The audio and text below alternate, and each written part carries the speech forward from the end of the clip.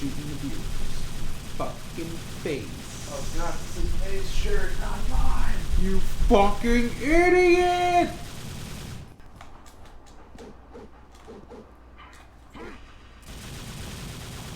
Killing the viewers. With guns.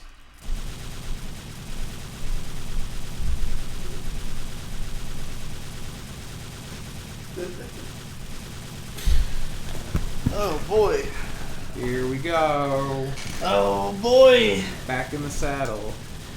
Oh boy, you are watching I Am Games, the most on-brand stream on Twitch.tv. I just realized we removed the filter from the camera. I was about to say, we're not really on brand if it's all purple and unreadable. Nah, man, I fucking fixed everything. But it's Today all back. is all on normal. point. Alright. Although the chat is still in the top right, but that's, you know... There's nothing really important in the top right, other than orb count, so it's fine. Yeah. Unless it blocks my style ranking, in which case, I'll just say I have an S rank all the time. I mean, you know, the chat's only on screen when it's on screen. Oh, sing the Long Horizon theme song, Digi. Exactly. That's exactly how it goes. Digi, you should do a karaoke video, TBH, just 30 minutes of you singing anime OPs. Oh god, don't tempt me. Don't give him ideas. I used to do, back when I first started as a YouTuber, I used to do a lot of, like, singing videos and shit, but usually they just didn't, nobody really cared. Just So give me my anal cis. also, like, I am not, I get, like, really bad stage fright when I try to record myself singing alone. Like, I can sing better on stream or, like, in the car or, like, when it doesn't matter, you know? Yeah, I feel that. Like, every time I've ever tried... I used to very frequently, like, I'd be driving home and, like, singing along to something, and I'd realize my voice sounded really perfect, so then I'd go up, like, I'd run upstairs, and I'd try to record, and it would just, like, immediately I'm overperforming and overdoing it, because I'm, like, trying too hard to sound good, as opposed to just having fun. Anyway.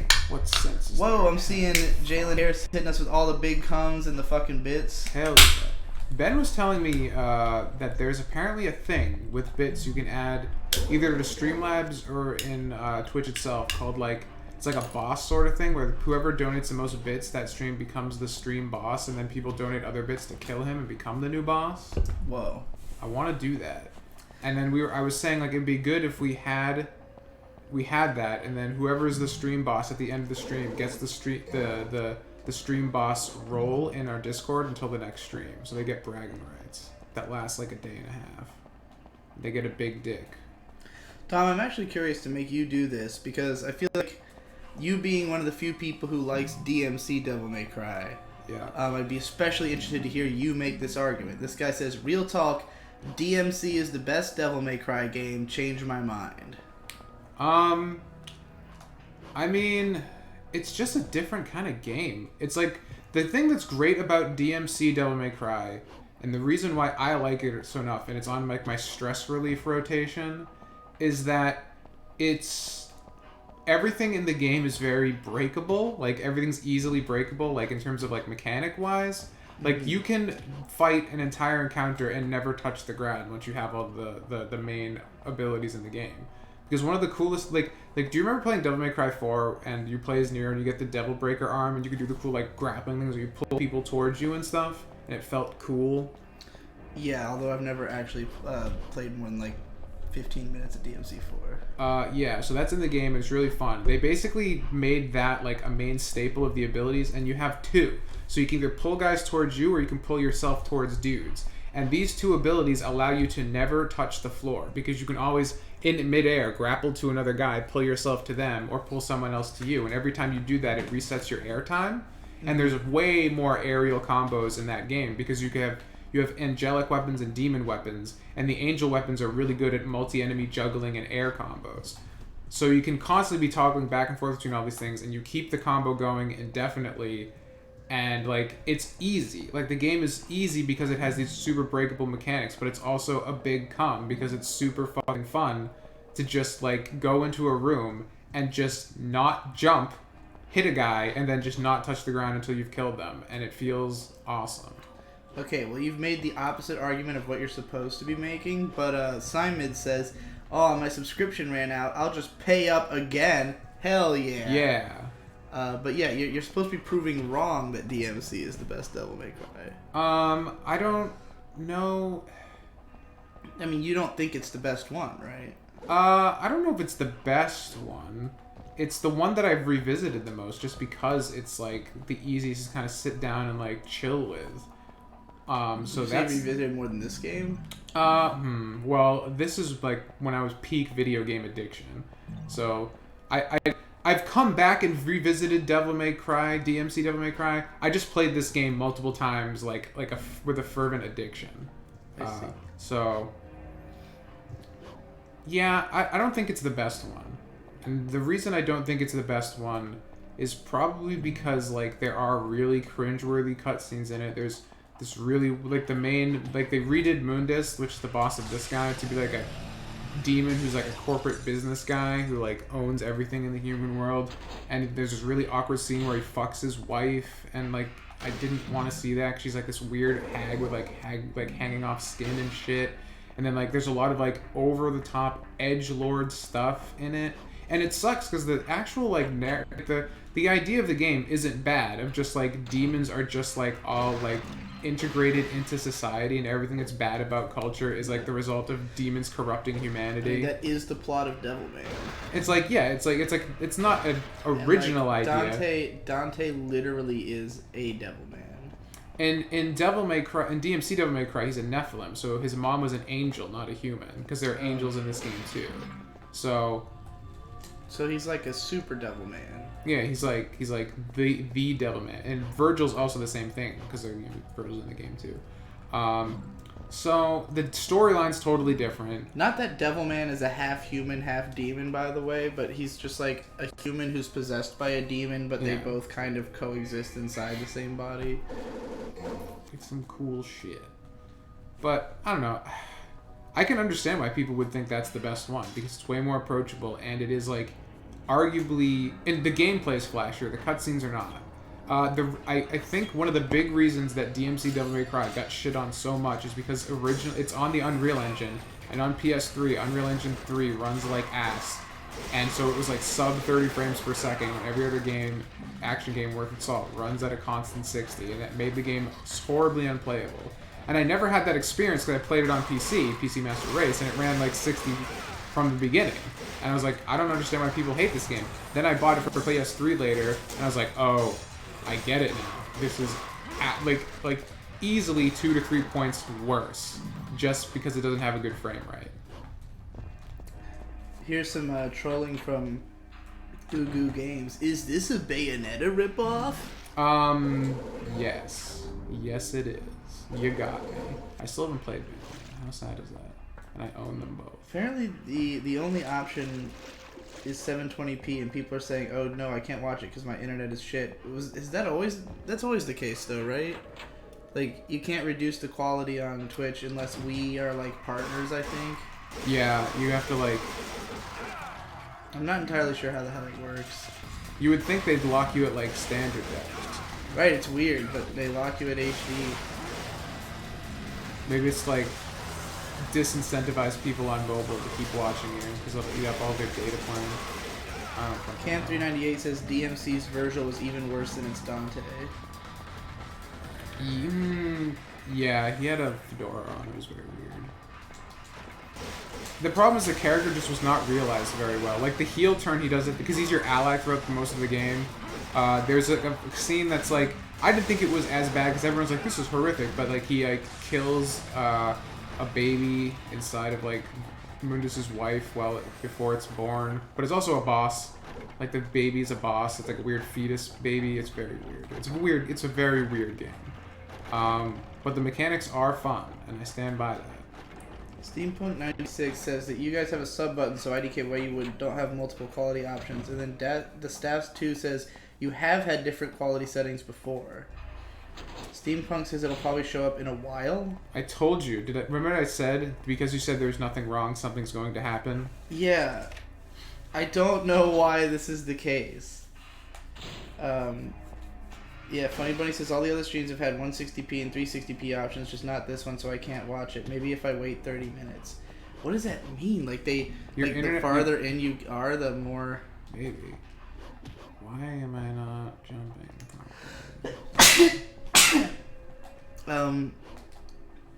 The only explanation I can possibly think of is that it's because we are not using an HDMI cable. That would. You don't think so? I don't think Twitch cares what the input source is. It doesn't even know. Yeah. I have no idea. It's just gay. It's just the only factor that's putting like, the gay in games. The only like oddball factor of this particular stream is the fact that we're playing on the PS3, and on the PS3 there's like a special component cord that you have to use. Yeah, to get past its. Anyone else hearing audio hiccups? Is that in the game audio or in our audio?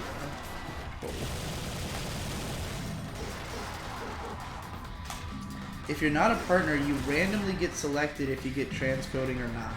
What the fuck? That is idiotic. Why is Tom cooking bacon? Did he stop being a vegetarian? Yeah. I'm on keto diet right now. Yeah. I stopped being vegetarian not even because I had a change of heart. I still ethically think it's the right thing to do. But my dad is horribly depressed and he likes to cook. So he kept making food and begging me to have some. Not begging, but just asking if I wanted any. And that's like the one thing that still gives him joy in life. So I felt bad putting the ethical consideration of corpses above my own father. That's it's really like heartwarming to me. Yeah. Yeah.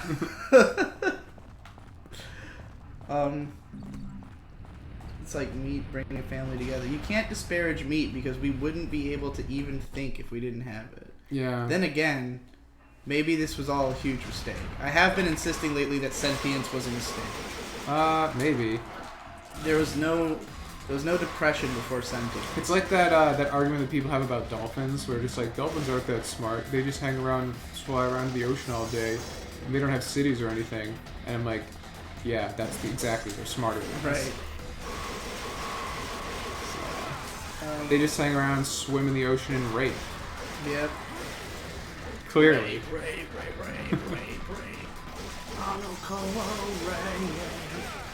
Yeah, dolphins confirmed rape for fun. As long as we're playing DMC, I have to also recommend that everybody go to DMC, by which I mean watch Detroit Metal City.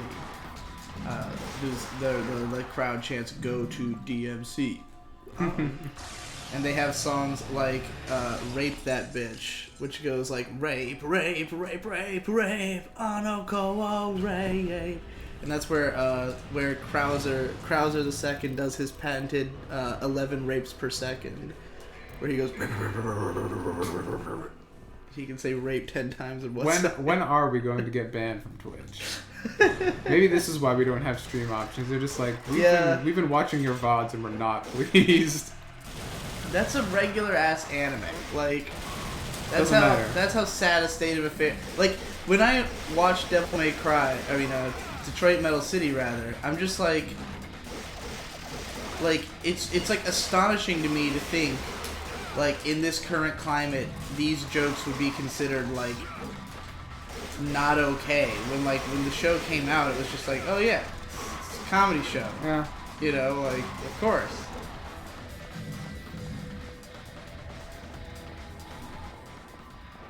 Have either of you watched Matthew Matos's commentary on this game?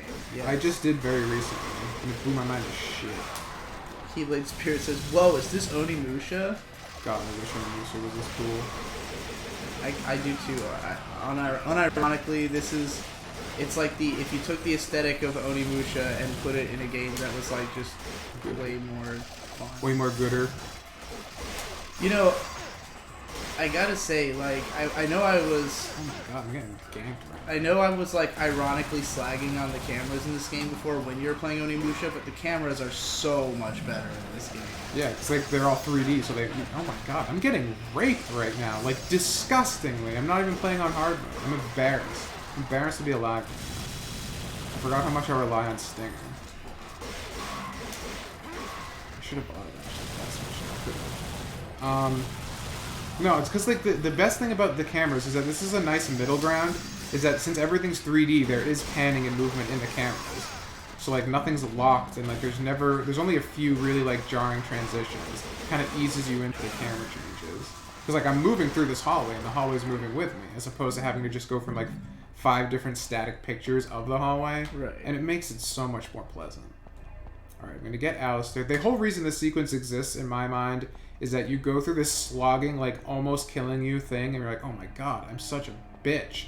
And then you get Alistair, and it doubles your sword power, and then you have a big lightning come, and it feels great. This cutscene, the first time I saw this cutscene, I was like, this is my whole life Yeah, now. this is the best, like, this is what sold me. I was like, this game's pretty good, and then this cutscene happens, Yeah. and, like, my little 12-year-old dick was in orbit. It was amazing. I remember, like just wanting to watch, like, just being, like, upset I couldn't immediately watch the cutscene again. Oh! But then... This has had such a huge impact on my whole aesthetic in my own writing, because I've written countless scenes like this. Dude, like, it's so good. Everything about this is great. oh shit, here we go. Yeah. Oh boy. Oh wait, you gotta get over the hilt. How you gonna get through that? Oh, big cum! I want his demon jacket that just heals all that ripping instantly. Yeah. Is that what it is? Is it like canonically a demon jacket? I don't think so. Oh. That would be sick, though. My favorite thing is on the GameSpot forums back in the day. I'd always run like the Devil May Cry forums, and like people were like, post your weirdest like crackpot like DMC theories, and someone just simply put his coat was originally white.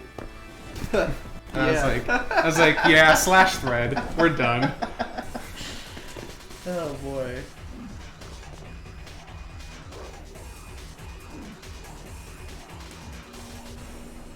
Imagine having the same level of intelligence but having no hands and therefore no ability to make tools. That's the dolphin life. I guess so. The fate worse than death, really. I can contemplate jerking off, but I have no hands. Imagine that. That's why they rape. I have no hands and I must jack. Yeah. And I must fap. Oh yeah, that's even better. It's another shirt coming to you from IM Games in the near future. Just a fucking sad-faced dolphin. I have no hands and I must fap. That's fucking hilarious. I'm sure if JoJo meme gets banned from Spreadshirt, I have no hands and I must fap will absolutely stand the test of time. Funny Bunny 581 says, I looked it up. For non-paid partners, you get Twitch side transcoding when you reach 20 to 100 views, depending on how many people are using Twitch at the same time. God, what a nightmare. What a nightmare website. Tom, why is this game cool? Just look at it. I know. Actually, you know what? Everyone be quiet. Just rewind to that previous Just listen to this. The best sounding video game effect ever. That shotgun sounds like it's coming in your wife. Like, it's the best. It's the best fucking sound effect. I literally want to learn how to code so I can make a mod that puts this sound effect in the shotgun in Doom 2016. God, it'd be the best game ever. Steampunk 96 says, I should have been the one to fill Digi's dark soul with light! We'll get there. The legend. The legend. I feel like I just, like... It's weird, because, like, I just watched the Matthew Matosis thing, so it feels like I've played this game to completion in one sitting recently, but I just watched it. It was not the same thing. Homie Kai Mew says, wait, is he immortal or a super healer? Is this game even hard if that's the case? The game is very, very hard. The game is hard. If that happened to me in-game, I would be dead. It's one of those, it's one of those things. Why are your shirts so expensive? Aren't they only like $20? $20. $20 is like astoundingly cheap for an internet shirt. That's like the minimum we could possibly charge. Yeah, we are making not no money, normally you would sell little money. Internet shirts for $25 to $30 just for profit margin. Right, we only make like $5 less than that. We need to switch over to Teespring because Ben was saying that you get better ratios and shit.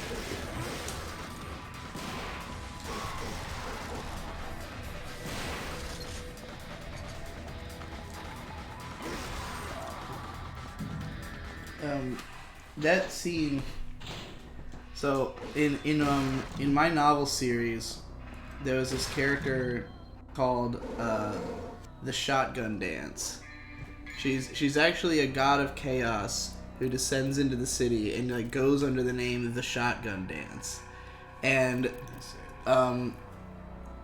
like the opening scene of book 2 of my light novels, which I did write. I only wrote this opening scene of book 2 and I never continued. That was like the last thing I wrote. Yeah. But like The Digibro way of writing.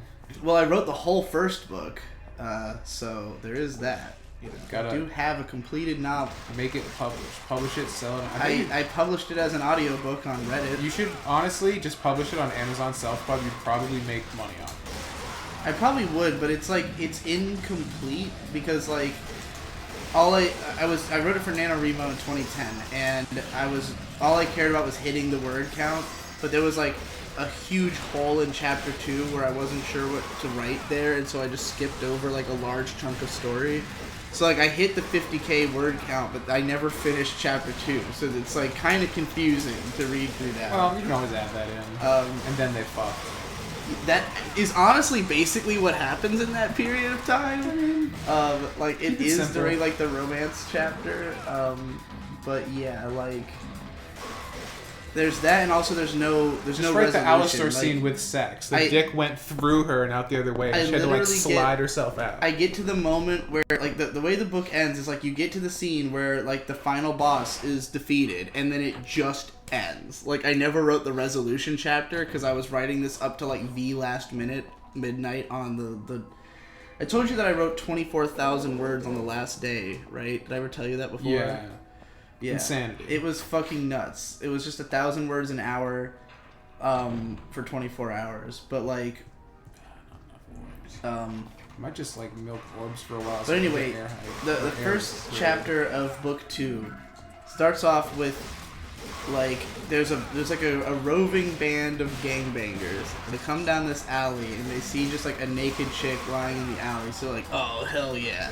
So they all start raping this girl, and then she as they're ought to do. yeah, and then she just starts like laughing as it's happening. They're like, "What the fuck, bitch?" You know, and they're like, they start like punching her and shit. And she's just laughing harder and harder, and then her chest explodes open, and like her rib cage like comes open, and like you see all her organs, and each of her organs explodes one after another, and then behind all of the organs is a shotgun inside of her chest cavity. And so she reaches in and she pulls out the shotgun, and then the chest closes back up, and then she just murders all the guys, like laughing hysterically. Yeah, that's fucking dope.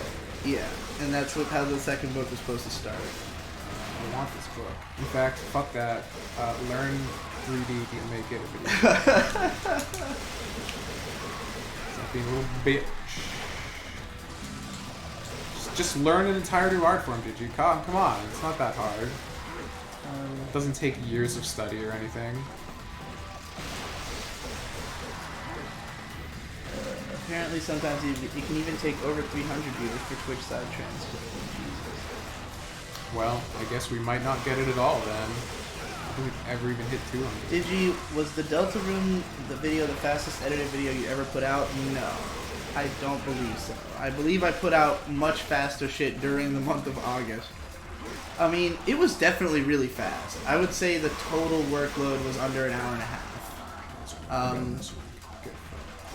Because it was probably like half an hour to write the script. Tom had to voice it, edit Tom's audio, add music, video, and all. Ugh. So yeah, it was probably like under an hour and a half of work, but that's not unusual. I mean, I don't even think it wasn't really any faster than any other I Am Games video. Like, most of them are pretty fucking fast. Yeah, I mean, there's not a lot of like complicated shit that has to happen. No. I want to get 750 as fast as possible so I can get air. It's also like how difficult something is to edit really depends on how much specific shit I mention. Like, the Mega Man one was a little bit more complicated because I talk about a lot of very specific stuff. Like, I mentioned the shop, I mentioned like specific ways you can die. So like, yeah, exactly. And it required me to take my own footage, which took multiple tries because the first time the footage got fucked up. So like, yeah, that was a little bit more complicated, and like I had expected that I'd be able to find, like usually with IM games I just take Let's Play footage and shit, like, you know, I don't usually use... Uncredited, you monster. Yeah, because they totally have the rights to it. But like, I wonder if there'll ever be a legal case like that. It would be fucking hilarious. I'm always waiting for the day that some dipshit tries to make the case that like they legally own the game footage of the game they didn't make. But that's my particular performance.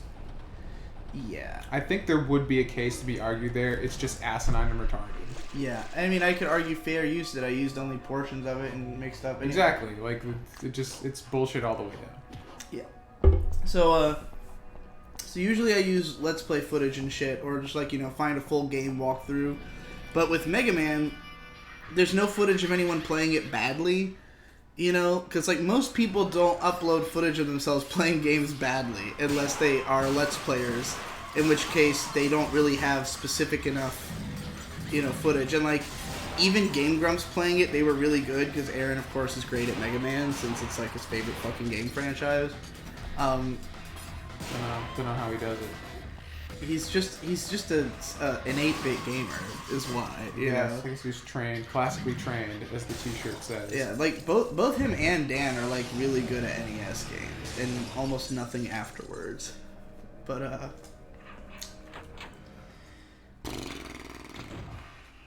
Digits NaNoWriMo, you can write the next volume now. He's not wrong. I could. You got the opening scene already planned out. The thing is that like the plot of book 2 is fucking chaos. Like, so with my light novel series that I wanted to make back then, I had like rough outline plans for 20 books. But like only the first book that I have like the actual plot like figured out, and it took so long. It took like 2 years for me to come up with a proper storyline, and then when I did, it was just like, oh my god, I can't believe it. Like, I can't believe I actually made up a story. And even then, like, it's not exactly a story-driven book. It's more of a character-driven book with, like, the story is really complicated and ridiculous, but, like, it's mostly loaded into, like, one section of the book where you actually learn what the fuck is going on. Most of it's just, like, character interactions. Because I am way better at writing dialogue than I am at writing, like, scene descriptions and shit. The key for that is to just have everything take place in our reality, so everybody already instinctually understands what is there, so you can keep descriptions to absolutely. Yeah, my book series did take place in our reality. It was fun, because, like, all you really hear about it is that it's in, like, a gigantic city called the End of the World that's, like, super dark and fucked up. Like, everything that's there, that happens there is bad, basically. But at the same time, like, the few scant setting details I would actually give would be like, and then they drove to the KFC, and it's like there's like all these like named fast food chains and shit. It's really ridiculous. Like, it sounds kind of awesome. You might enjoy it. I mean, there is an audiobook if you want to listen to it, but the series is called Tales from the End of the World, and book 1 was originally going to be called Scarlet 09, but then I got scared that was not a saleable title, so I called it Scarlet City. But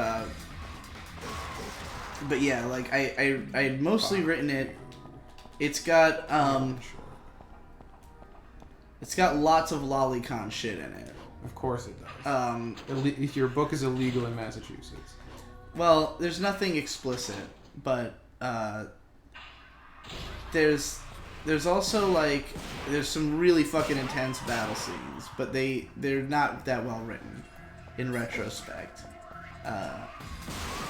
But, like, the best parts are just, like, I'm not that good at, like, writing an actual fight scene, but I'm great at writing, like, the most insane explosion of gore that you've ever read kind of stuff, you know? Because, like, basically the main, the central mystery of the book is that there's a bunch of grisly murders going on around town where people's bodies are just like obliterated, and like their blood is sent, like, covers as much space as humanly possible, and it's because there's these people who are being like basically like automatons who have like a mission to paint the town red, And so like they go out and they just like superhuman fucking murder people and like tear their bodies to shreds and put the blood everywhere. And then there's a guy who's trying to hunt them named Johnny Levi who's got psychic powers and shit. He blows people up. It's awesome. Blowing people up is pretty cool. I know from experience. How did you make the Deltarune video get made so fast, and can every video come out as fast? I mean, like I said, they do. It's just a matter of like all of my videos are written and produced about that speed. It's just a matter of like having the idea and consuming the media. Like Deltarune was easy because it was a 3-hour game, so we played it to completion in one sitting. The thematic ideas of it were very obvious. The video is only 4 minutes long, so it's not like it's, you know, super in depth. You always have to account for like if an 8-minute video takes twice as long to edit as a 4-minute video, just straight up, you know, like it's literally twice the amount of editing. So given the same visual complexity, which right. Most of the Iron Games videos are. Yeah, and like video game footage is way easier to edit than anime footage because you're not restricted to 10 seconds at a time to get past copyright. Usually what you're saying about a video game is more vague and more like descriptive of the entire game as opposed to particular moments from the game. So yeah, it's just I suppose I could have just finished the level and got the orbs I needed. Whatever. Wanted to make sure. Wanted to be sure that I got enough. Can I get a purple orb with this money? Probably not. I think Twitch servers are very busy, so you guys have to wait until Ninja stops streaming. Oh, well, fuck that guy. I don't know who that is, but He's the most popular Fortnite streamer. Oh, He makes boy. millions of dollars. Millions? I would not be surprised. Like, the Fortnite tournament thing that they did, it had like $100 million in prizes. Jesus Christ. Digi, thanks for recommending the album Pink Season. I don't remember ever recommending that album. I was not that into that album. I'm assuming that was I think that was the Pink Guy album. You know who Pink Guy is, right? I do know who Pink Guy is.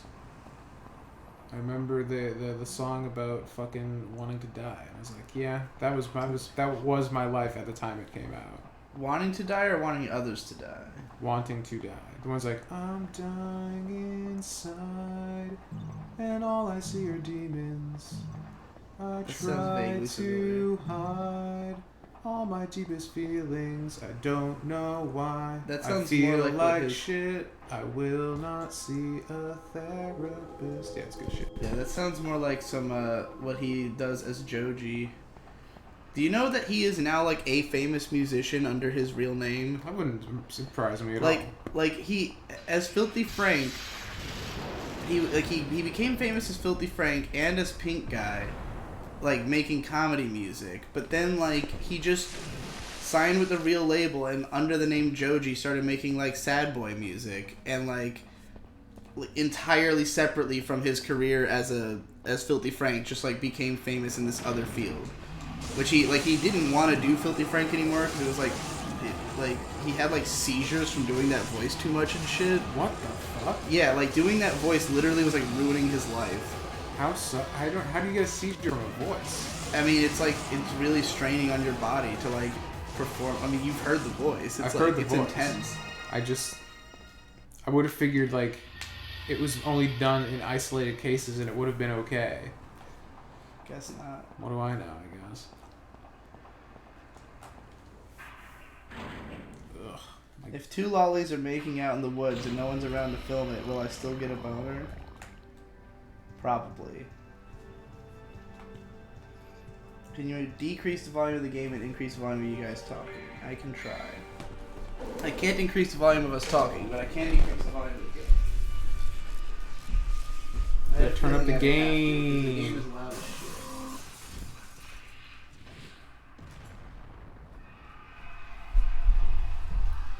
Like, not that it was turned up especially high, just that the game itself is very loud. Look at this fuckboy. Another small one.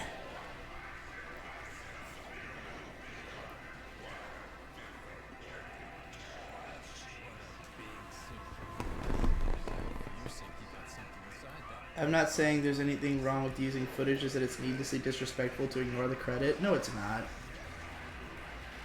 Fuck them.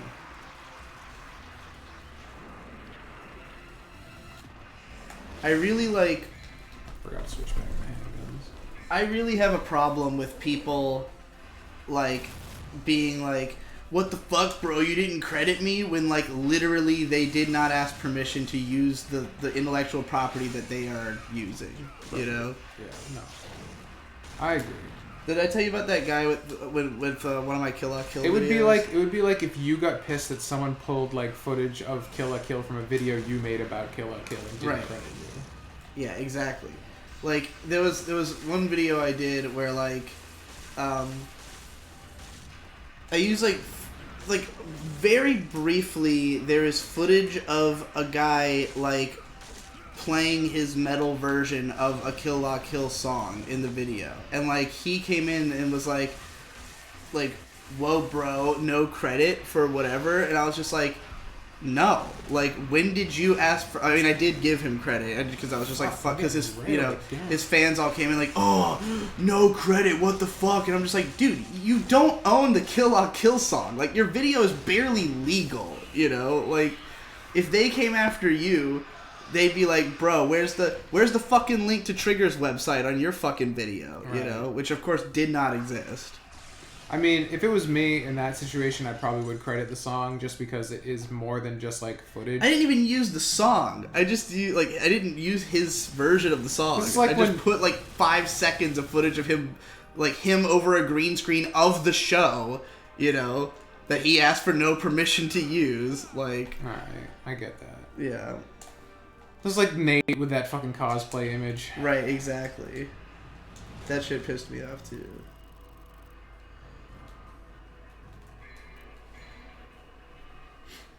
I wrote this light novel in like a day. Is definitely Digi's best work ever. I know a few people feel that way.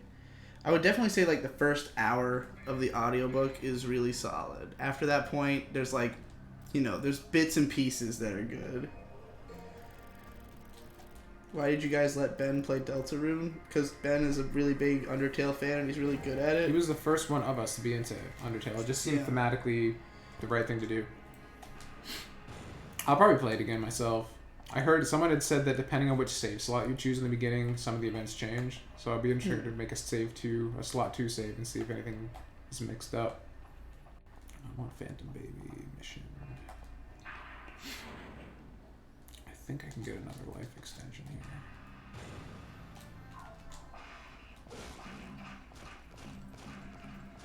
I think this with guns, right? I don't need to be on this one.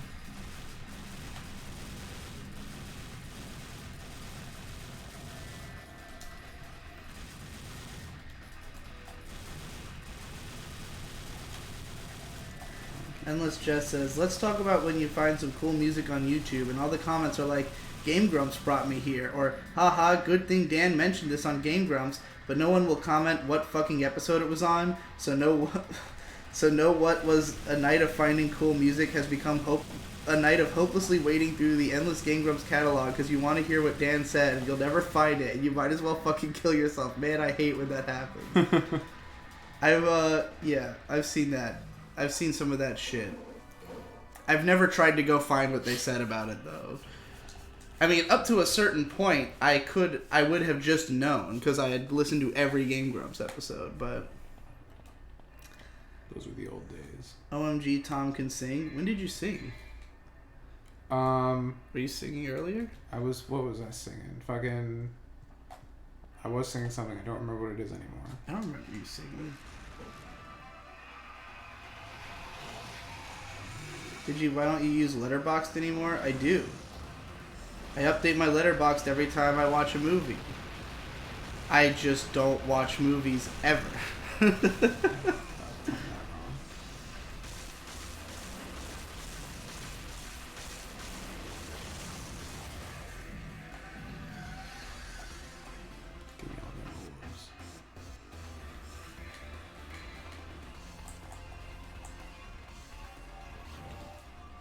Oh, you were singing the Pink Guy song. Oh.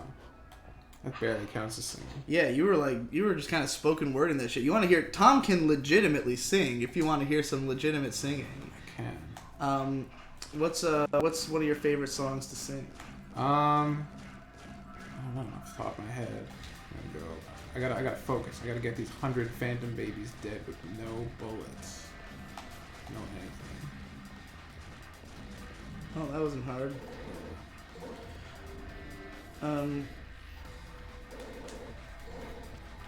Let's see. In the corner, beside my window, hangs a lonely photograph. There you go. That's it. Okay. There is a wound that's always bleeding. There is a road I'm always walking, and I know you'll never return to this place. Ding, ding, ding, ding, ding, ding, ding, ding, ding, ding, ding. I just heard that song in the car the other day. Really? Yeah. It's a good album. No shit. They're all good, except for the new ones that aren't. That was Opeth, by the way. Anybody wondering, from their Damnation album. My favorite album by Opeth. I'm trying to think of what's my favorite song to sing from that. I mean, that's probably the most like sing-songy song on there. Yeah, the rest are kind of like. I can't live on. Every time I try and sing that song, I end up out of breath. Summer is miles and miles away. No one would ask me to stay, and I contemplate this change to ease the pain, and I just step out of the rain, turn away. Sometimes the dark's fading slowly. Anyway, enough of that. That's some fucking depression music right there. Yeah, a little bit.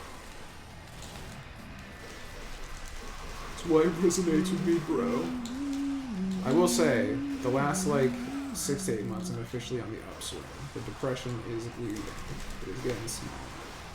So, I take my victories where I can get them. Hey, is that from game dev and 3D work? Yeah. Feeling fulfilled? Just need my wallet to be Post fulfilled. your letterbox Digikun. I mean, you just search Digibro. Did you just get called Digikun? It's spicy salts. Oh, of course. Of course.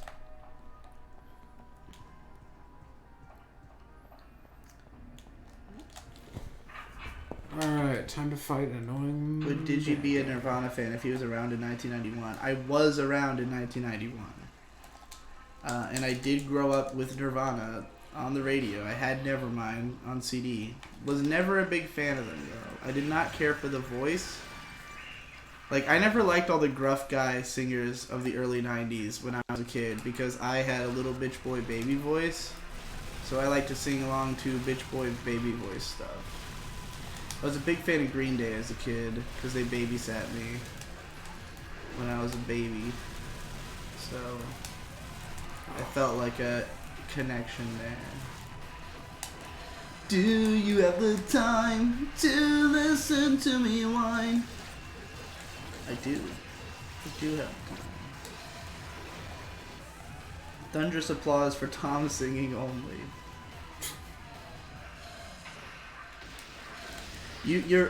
I came to realize that I think part of why your singing is so good is that your voice is just in a perfect range. You have a very resonant voice because even just when you do your speaking on I Am Games, it is way easier to set music to your voice than mine. If I use my voice in a video and I try to set music to it, I have to use really low key soft non-dense music. With your voice I can throw fucking anything under you and it sounds fine because your voice just has so much resonance behind it, and it's it's in just the right sonic range that no component of instrumentals really fucks with it.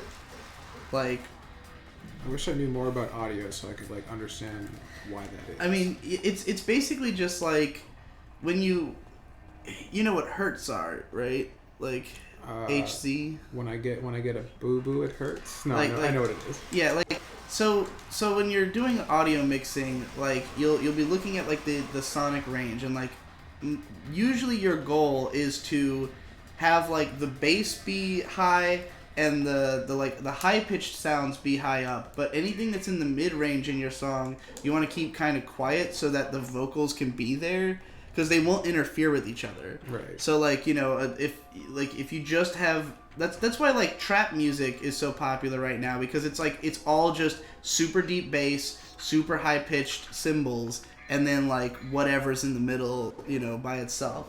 And so like my voice being a little bit higher in the upper register, it like gets muddied with melodies very easily. Like if there's like the bass and then the cymbals, and then like somewhere below the cymbals in the range would probably be where like the lead melody is, and my voice is too close to that range, and it's why my music often sounds really chaotic, whereas your voice is like just in the sweet spot where there's not likely to be any instrumentation, so like it sounds just it's just right. And it's why I just like, whenever you do the I Am Games readings, I just like throw ass loads of music at you. It sounds fucking great. Sick.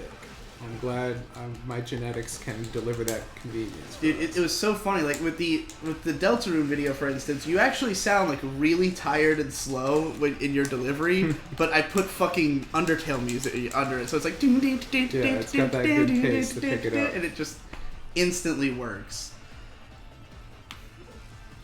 When did we record that? Like 5, 6, 7 in the morning, right? Yeah, 7 in the morning. No sleep. Not like we woke up and just did it immediately. Hadn't No. slept yet. No, I had slept. Oh, well. I went to bed not long after the stream, Really? and then woke up like hours later. It's I like- wrote that script within like 30 minutes of coming to get you to do it. Like it was. I mean, I woke up 6:30 in the morning. I was like, all right, I guess I'll do the stupid Deltarune script, and then I just cranked it out. Came to get you. it wasn't a bad cranked it script, out. but as someone who Yeah. knows what you can do, I was like, yeah, this was a quickie. Yeah. I mean, it's it's like how much can you say about a 3-hour demo? The point was mostly to I'm capitalize sure on people will find a way. Yeah, if they but how haven't much already. meaningful things can Oh, you well, say? that's a totally different question. I mean, like, I'm sure that if I studied the game thoroughly, I could come up with 15 minutes of things to say about it, but, like, I You want know to get what? out a video day one, you know? Something that someone mentioned on Tumblr that I was like, yeah, thank God. Because someone was like, they were saying, man, I'm so happy that Toby came out and said that this game had nothing to do with Undertale. Because it just spared us 5+ years of people making theory videos. Oh, dude. There were already theory videos. Like, before he even did that, there was already... Like, when I went to look for, like, what videos existed at the time, there was already, like, a bunch of, is it a sequel or a prequel? What's going on? Like, shit. God damn it. And that's why I titled the video, It's Not a Sequel, because I figured I would just capitalize on the fact that that was already going on. People are unbearable. That's what we've learned today. That's unfortunate. That's not good. Digi Let's Plays always turn into acapella before too long. I just actually wrote a song that I think I'm gonna do in acapella. I'm gonna make an acapella punk song. That goes. Hold on, let me think of how the melody goes again.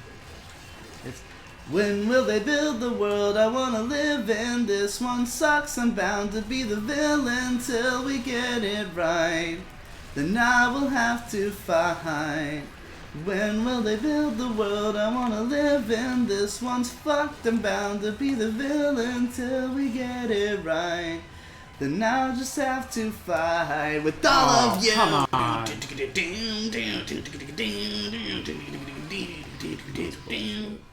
And that's how it's gonna go. Those guys are insanely hard to fight with this controller because the square button barely works and they're all relying on guns. So I'm just like, alright, we'll see. Let me know if you want that song to be real, and I will make it real. If anybody thinks it sounds cool. They should just thing the Undertale song already. Do you mean da-da-da-da-da-da-da-da-da-da-da? Oh wait, that's the Homestuck song. Do I want to buy anything right now? Digi, I have not developed any creative skills in the 21 years I've been alive. I've been trying to develop game design skills, but I have made no progress. Should I give up? No. I mean, 21's pretty young. I started game dev at 29. I don't know what you mean that you've made no progress. Like, if you've developed any skills, then you have made progress. Like, what am I doing? You can just skip this entire level. Like, if you are even capable, like, the only way you could have not made progress is if you literally, like, don't know how to do anything still somehow. Like, you read the book and then you were like, I don't understand this book, in which case maybe you should give up. But if, like, you've been picking up new skills, you're, like, if by you haven't made any progress, you mean I haven't made anything good yet. That's not the same thing as not making progress. Don't have my definition of progress. That's what causes depression. Yeah. I guess I need more info. Got it. Wish I knew where all the blue orbs were, but I don't. I can't find it, but didn't Tom say that if he hadn't learned Japanese by 30, he'd kill himself? That was definitely not me. Yeah, that doesn't sound right at all. Hell ye, debug your mind, fuck up the depression, boy. Yeah, exactly. You guys can help. Go to patreon.com/Polystation2. Give me money. Until I get $73,000. Every dollar does make me less depressed. Scientifically proven.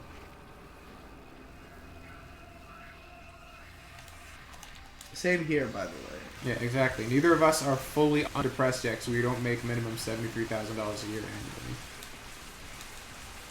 I mean, I do, but only before taxes. Yeah. Which means you don't. Yeah. I'm pretty sure that figure was net, not gross.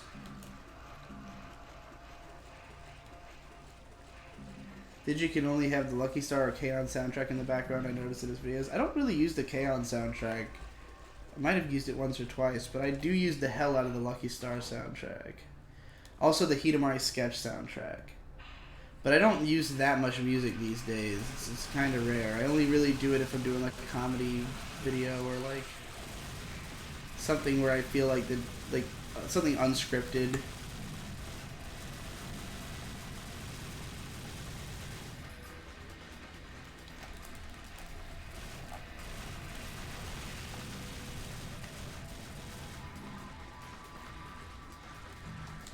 There's like a massive argument going on between a few people about whether or not game design is easy.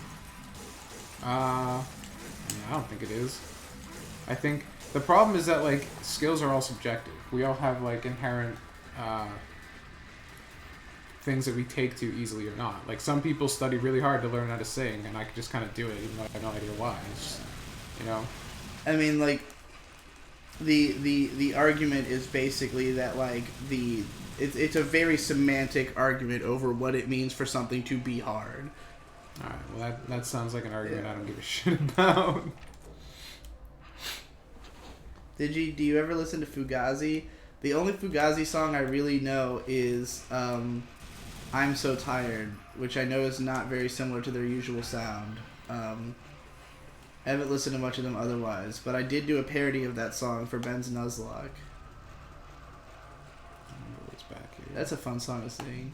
Out here, barely see my breath, surrounded by jealousy and death. I can't be reached, stripped of all I had, dragged underneath, stripped of all my cares. I think that's how it goes.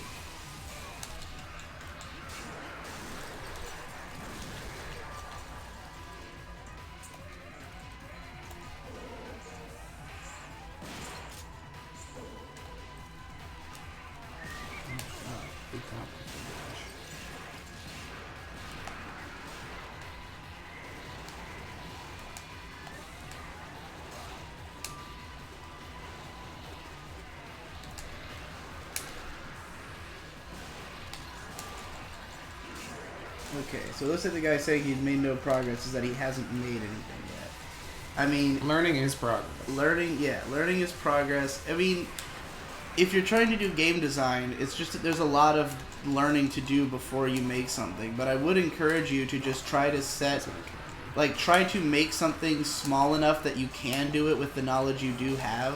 Like, I think the biggest mistake that most young people make when they try to be creative is that they want to make the idea that they have as opposed to making something just because they can. Yeah, I mean, the game I'm making right now is not the game I actually want to make. It's something Right. I can make with the skills and tools available to me.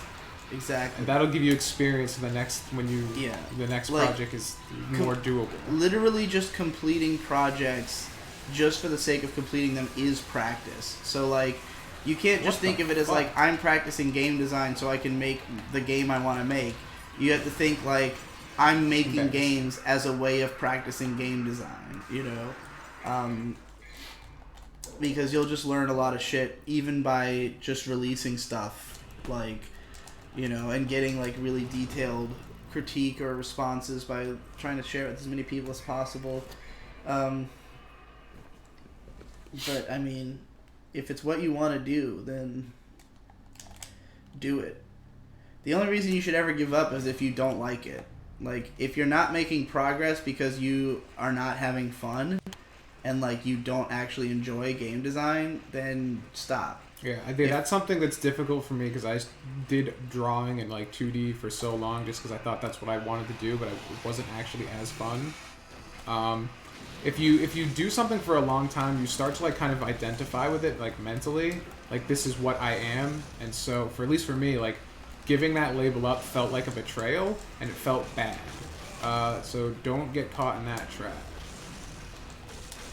Oh my god. What are your thoughts on Ginga Nagaraboshi Gin? I'll probably talk about it at length in the next 2 weeks review, but it's pretty fun. That's right. It's I just, like, took a ton of damage on having It's basically like JoJo with dogs. But like JoJo, like part 1 with dogs. And it's pretty entertaining, though the anime is very clearly like missing a lot of important story beats that makes it kind of a clusterfuck.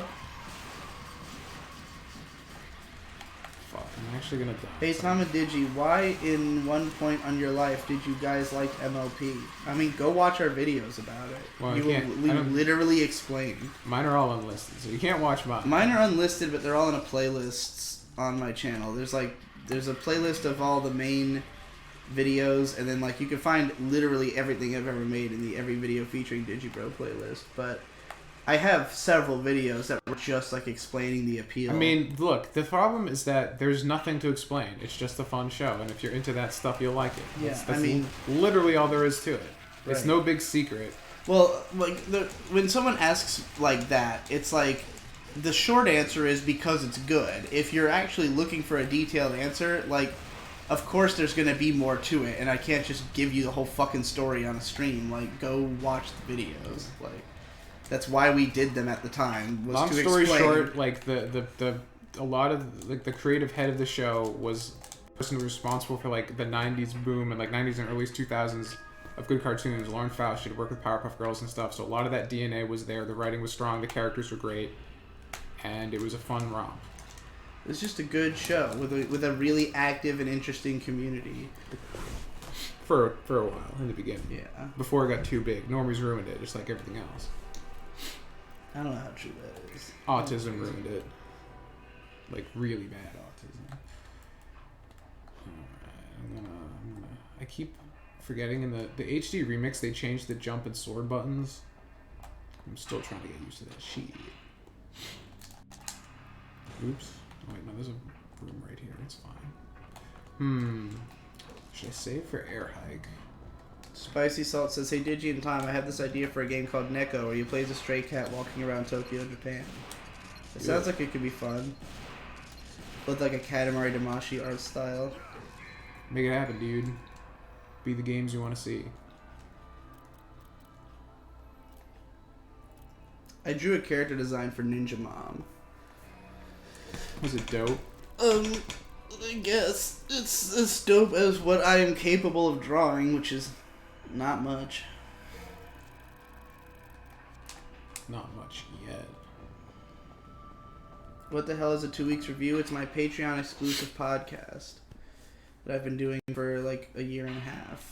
It's the only Patreon content that actually comes out on time and and like regularly and isn't constantly taken down.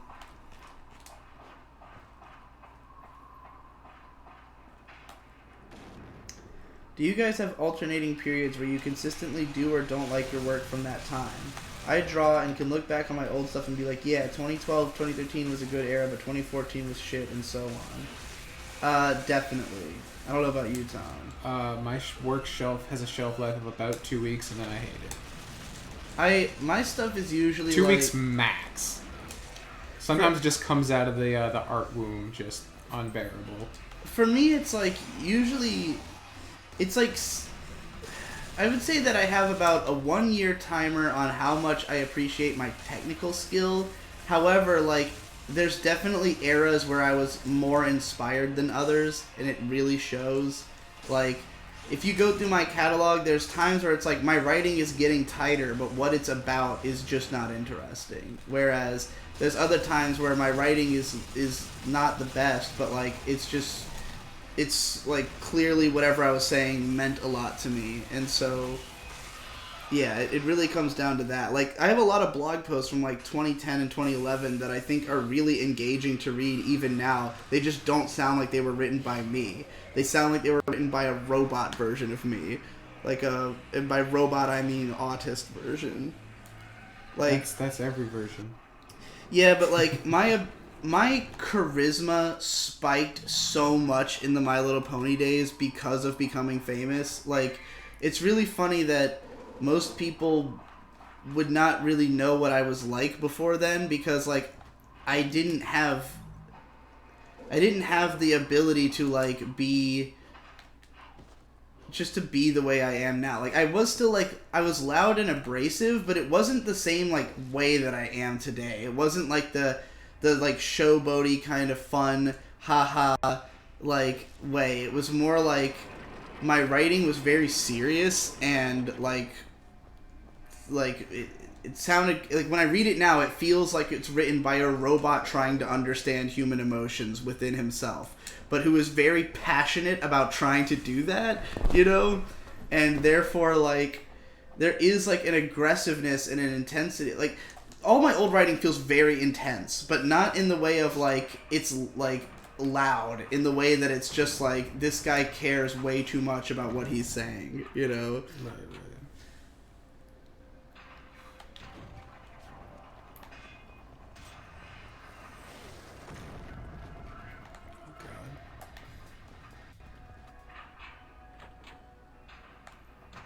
The shelf life for my animations is about a day.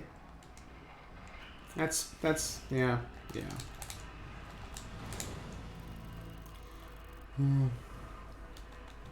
I remember reading some of your old blog posts at some point, and I could see some Maddox influence. I mean, I had read some Maddox at the time, but I don't think he really influenced me at all. I can't think of anything I wrote that had a direct Maddox influence. Subconscious. The closest I think I came was, okay, because one of my good friends and fellow anime bloggers was Bakaraptor, whose blog was literally Maddox for anime. Like, he designed his website after Maddox's website and like copied his writing style and like everything.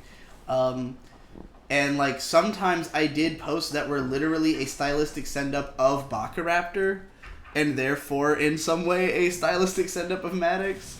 But like, there were other people who were like way more influential to me at the time. So if you read something that was like me parodying Bakaraptor, that would definitely have read like a Maddox prose.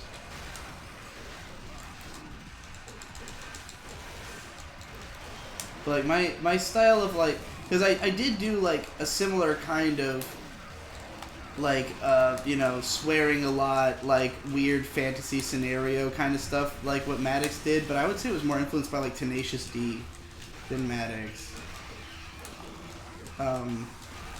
Tenacious D, famous anime blogger. Yeah. Well, just like the idea of like going off into like a comedically false world. Because Maddox would have stuff like my favorite Maddox post is the one about like people who say they don't like onions or idiots. Do you remember that one? Yeah, I think you told a story about this on PCP at one point. Oh, you know what? I think I read part of it in the lecture. That's right. That's what. Yeah, I read like him like getting on like his girlfriend's back and like donkey kicking a fucking onion into a girl's mouth, and then like she cries and peels her face off and eats it, and like yeah, like I never went that far with any of my posts, but there was like those kind of side tangents into like weird violent imagery.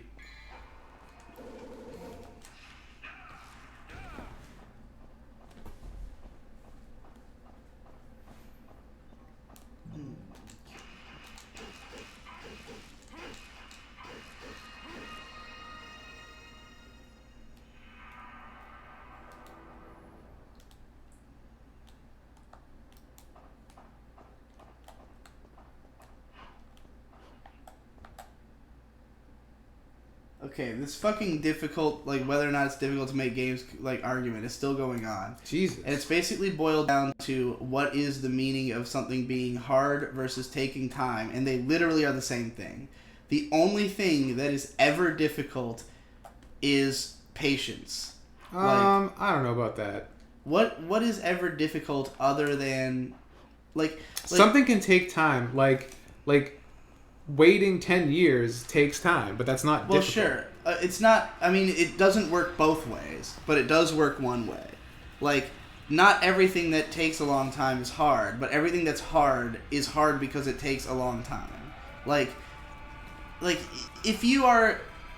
Let's say, like, Devil May Cry 3, for instance. Right. There's only two ways you can be good at it. Either you innately understand it somehow, or you get good. And the only reason getting good is hard is that it takes time. Now, some people might be able to get good faster if they have better reflexes and are more adept and understand the conceit of video games better. But they probably have those skills because they got good at an earlier point in their life.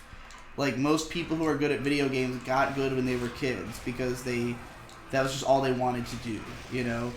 But, like, anything that is, like being a doctor, hard because you have to study it for 8 years and then, you know, continue studying it. Like, anybody can do it provided that they have the patience to learn that material, you know?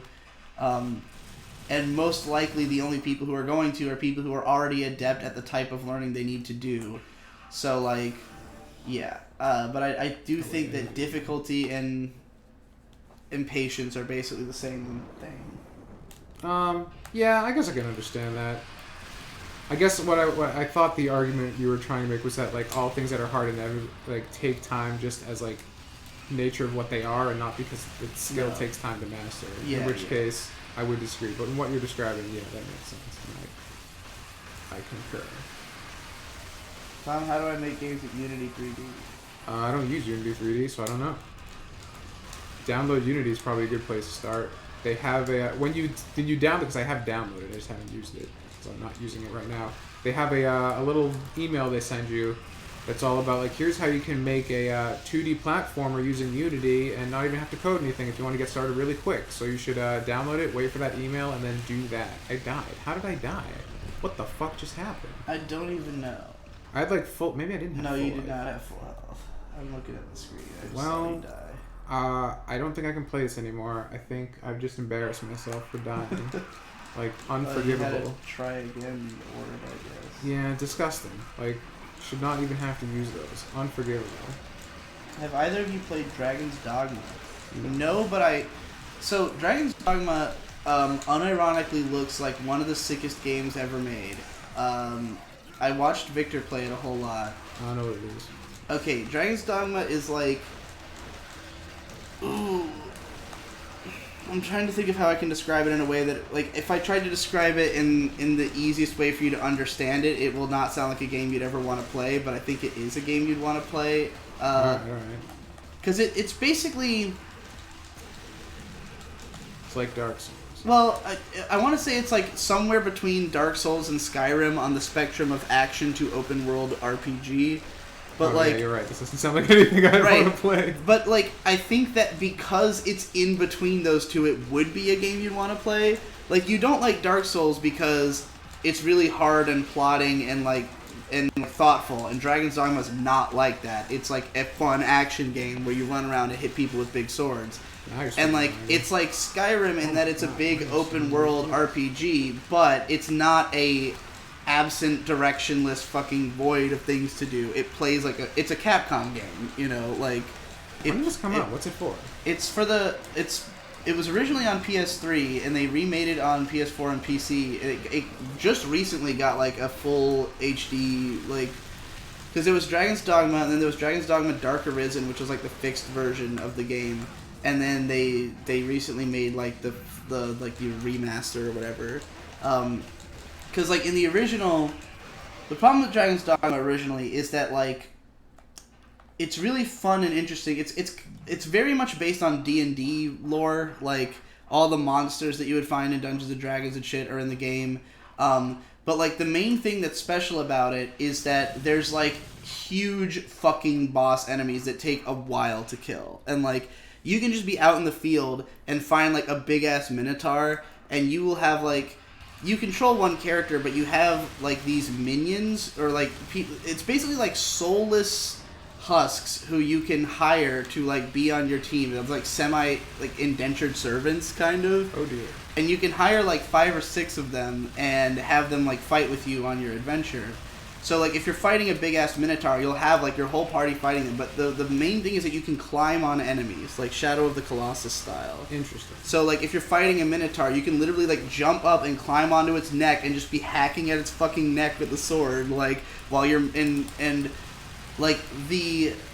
You know, there's, like, a robust class system, and when you get to, like, the super high-level attacks, they get, like, crazy. Like, there's, like, spells that you might spend, like, 3 minutes charging, and then it just, like, unleashes Ragnarok on the fucking battlefield. Jesus Christ. And you can also literally get Guts and Griffith's weapons and armor, and just, like, you beat should Guts have opened with Griffith. that, and I'd be like, we're buying it tomorrow. And, like, you can... Like, if you get Guts' sword, like, the That's final better. attack Fucking with murder that him. is, like, your character just, like, leans back and, like, holds the sword behind his head for, like, a good, like, 45 seconds, and then just, like, crushes the fucking enemy in one hit. But, like, you'll be fighting enemies who have, like, 5 life bars and take 20 minutes to kill sometimes, you know? Like, it'll be, like, really serious battles. And there's also, like, a day-night mechanic on the overworld where it's, like, at night it's really dangerous to go out, and you might as well just, like, sleep through the night because it's fucking terrifying. And, like, it's, like, pitch black out in the fields. But, and so, like, you just kind of have to make sure you plan your adventures. Like, if you're going to go and, like, storm a castle or whatever, you got to make sure that, like, you're leaving at the right time of day with the right supplies and the right people. And, like, you know, otherwise you might fuck up. But, like, you can save anywhere, but on the original PS3 version, saving took fucking forever. It was like that Onimusha save. Like, really fucking ridiculously bad saves, and also, like, really bad frame rate issues. But then... That's every PS3 game, really. Yeah, and then Dark Arisen fixed a lot of those problems and added in some stuff. There's also, like... There's semi-online features, but, like, basically, when you go online, you can, because you have your, like, Soulless Husk servant person that you customize yourself, and then, like, when you hire other ones, you can hire them from online. So, like, you hire other people's Soulless Husks to be on your team. Interesting. But you can only have them when that player is offline.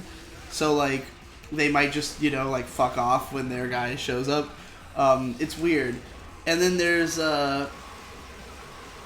like, secret boss. There's, like, this one secret dragon boss that, like, is, like, an hour-long battle and shit like that. It's got some crazy wild shit in it. But yeah, there's been a PC port recently which fixes, like, most of the major issues that scared me away from playing it, because I didn't want to have to play with the super bad load times or save times, because, like, it's a game where, you know, you will go back to your last save if you die. And so, like, I watched Victor have to, like, replay long sections over and over again because, like, waiting for the save was just so fucking frustrating that you wouldn't want to do it. And I was like, I'm not going to play a game where I can't save every 10 minutes, you know?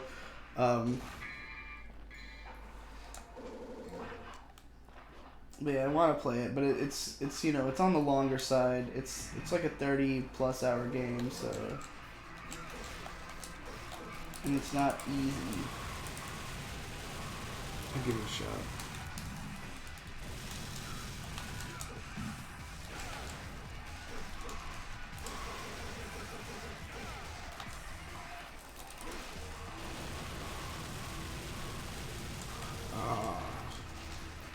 Do any devils cry in this game? Yeah. Dante does. That's the whole plot of the game. Because his service, his demon hunting service is called Devil Never Cries. Well, at the end of the game it is. In the beginning of the game, it's Devil May Cry. Oh, is it? I thought the whole point was that he... Oh, because he's not a devil and that's why he changes it? Is that what it is? Yeah. Okay, so yeah. Because like the whole thing at the end of the game is that like Trish cries and he's like, you're not actually evil because Devil Never Cry. And then they change it because she joins him and then becomes Devil Never Cry. Okay. Well, that's really dumb because they obviously didn't plan that they were going to make sequels that have the same title. No.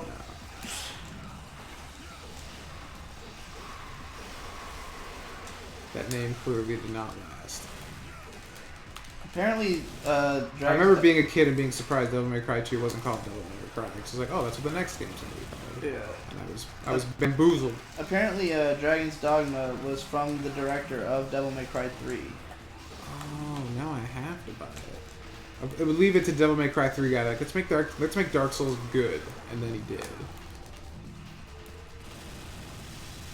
It's like it's really more like it's more like Skyrim than Dark Souls in like the way that the game is structured. Like the only reason I compare it to Dark Souls is that it is more like action focused. It feels more like that kind of action RPG, and it happened to come out after Dark Souls. But like, I mean, I don't even know what like. There's nothing really that's exactly the same as it to compare to. Like it plays more like an action game, and I think that before the character action games and stuff all took off, like if it had come out in the PS2 era, it probably would have just been seen as an action game with you know, with like the mechanics it has, like with just the combat mechanics, like you know, even though it's an action RPG and like coming out in the era that it did, it would need the RPG element to justify the level of the action mechanics. Those action mechanics are not such a slouch that they would not have been considered a full-blown action game in an era before DMC3 or Bayonetta. Like, do you know what I mean? Yeah. So, like, it's still, it's fun to play, you know.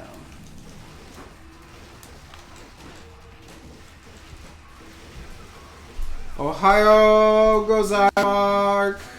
Ohio Gozaimark! I keep accidentally hitting the dumb trigger buttons on the PS3 controller, bringing up the map. Tom would love Dragon's Dogma. You can basically be the old Dante. That sounds cool. I'll give it a shot. If someone has it, wanted to donate it to us, send us the thing in the mail. That way I don't have to spend my non-existent money on it. Yeah, I mean, I would imagine that the newest updated version is the best one to go for. The one for PC and PS4. Yeah, it probably has 60 FPS as well, which is yeah, I think that was a big part of it. Yeah, I don't even know, like, I don't know how action focused it can be, because like Victor was the only person I've really watched play it, and he usually went for like big fucking guts sword guy. So like I don't know if there's like a really fast, like more combo driven character type that you can play, because I didn't experiment with it myself. It's definitely super underrated. Like, I mean, I guess it must be fairly successful because they keep releasing all these updated versions and stuff, but like it does not get talked about, and I would I would love to do like a big video on it, but it's just like it would be a big time investment. But if Tom was interested in it, then I would yeah, I'll have to check it out. I'd definitely watch you play. I watched a video this morning on Soul Reaver. I'm like, oh, I really want to play Soul Reaver. Looks so good. The Dreamcast one's at 60 FPS, and I was like, whoa. The one I don't have to pay for. Thanks, Dreamcast copy protection. Toya gave us $1 and said, "Yo, DMC is dope as fuck and amazing as hell. Also, Digi, I want to argue with you about Sword Art sometimes because I want you to understand what's great about the new season. Also, if anyone in this chat ever needs a voice actor, hit me up. I feel justified enough to show myself because of what I'm about to do. You know what they say, pitter patter." And then he gave like $5 and said, "Let's go at her." Thank you, Odd Toya. Yeah, Toya's our boy. Good man. Wait, that's $50. Oh God! That's 5,000 bits. Oh my God! Yo, if anybody needs a voice actor, Yeah. hit up my boy Odd Yeah. Toya right Yeah. here. The $50 scholar. Yeah. Change your name now. You're officially the $50 scholar. Well, I'm just ripping off Nate's $2 scholar. Do it anyways. We can rip it off. It's fine. Not just because it would incentivize you to give $50 all the time. No. I'm trying to be nice. I was gonna be all like, yeah, Sword Art Online sucks, but I might be convinced that Sword Art Online's great now. If you can, Digi will seriously contemplate every $50 argument you make. You gotta ball out sometimes, fam, he says. Indeed. That is some flexing right there. Yeah, damn. That's somebody who makes more than $73,000 a year. I mean, I hope for his sake. Or is it $78,000? Doesn't matter. What's $5,000 between friends?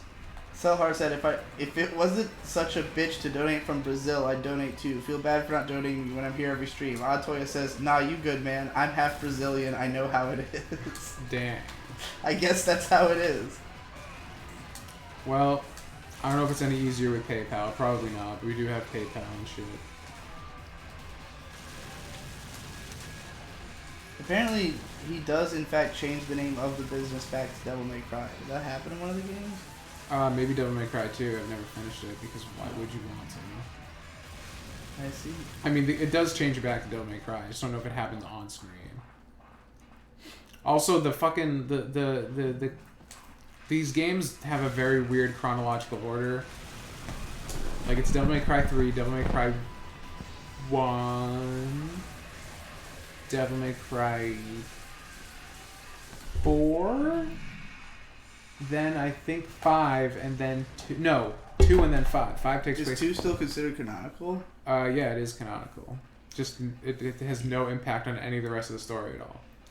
Capcom said that either DMC5 or Drag Dog would be their next major game, so there is a chance after DMC there will be a new Dragon's Dogma. That'd be cool. Are you guys voting November 6th? No.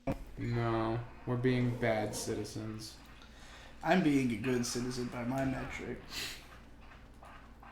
I just don't know enough about the candidates or the issues to make an informed decision, and I think it's better for the country for only people informed to make the choices than people just going on and be like, well, I liked Obama, so I'm going to vote for the blue guy.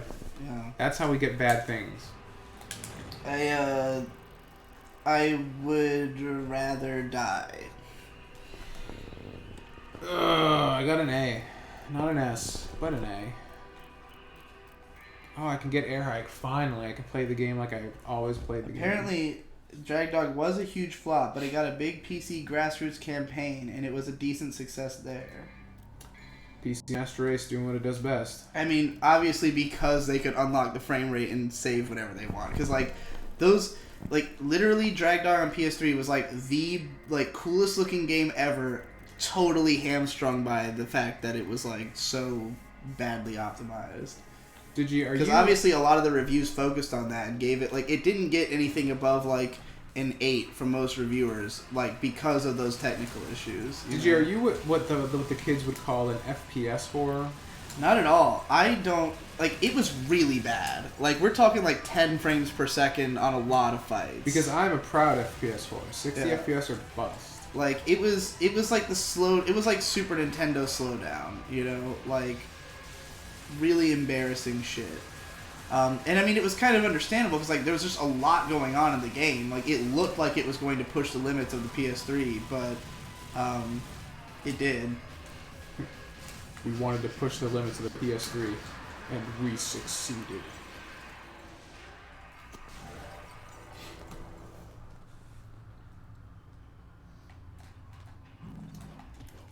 Digi isn't registered to vote in Massachusetts. I'm not registered to vote anywhere.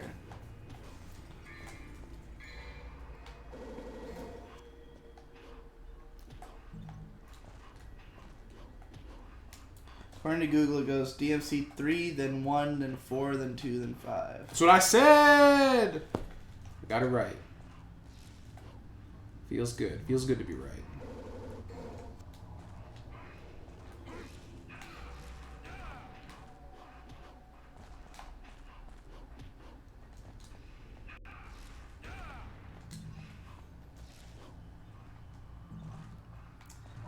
A surprising amount of the stream is on our side about not voting. I'm glad. Huh.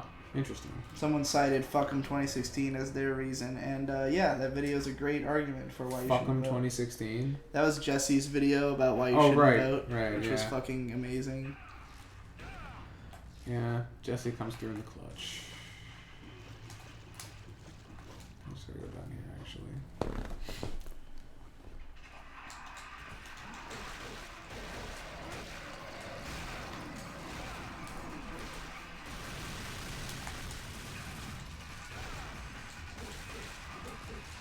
Hey, yo, fuck you, buddy.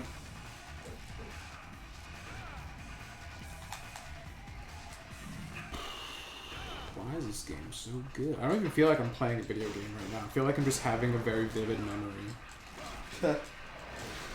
I actually caught up to chat. My god. Can't believe it. Ugh. But yeah, like, I'm not going to vote because, like, my vote literally doesn't matter, and not for the reasons that people are like, oh, but your vote could change the tide. And I'm like, yeah, it could change the tide between all of the candidates I don't like or care about and don't represent me at all. Like, my vote will not progress my personal agenda at all. Like, if I were to vote on any issues, it would be purely because of, like, what I thought it could do for other people, and, like, in that case, the arguments from both sides, like, would, like, I have no reason to be more compelled by one or the other side based on the people who I know who are on them. You know what I mean? Yeah. Well, that's a lot of the reason why I don't vote. It's just, like, nobody agrees with me. Like, no one represents my opinions on the issues. Right, exactly. So it's just, like, if I could... The only reason I would vote is if there was someone who believed something catastrophically opposed to what I believed in. But even then, we have, like, a pretty balanced system with checks and balances that we're not... It's not like we're electing a dictator. So, like, even if there is some crazy SJW feminist Nazi that, like, wants to censor everything and destroy everything I believe in, you know, like, they're not just going to get in office and then do it. Like, right. There's so many balances there. So,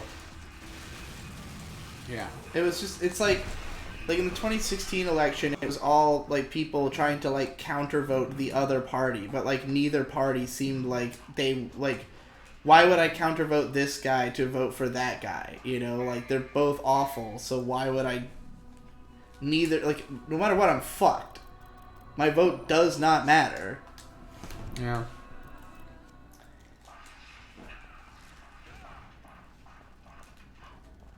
The thing that bums me out is something that would get me out to vote is if there was a candidate that was, like, straight up like, I will get rid of Oh my student debt. god.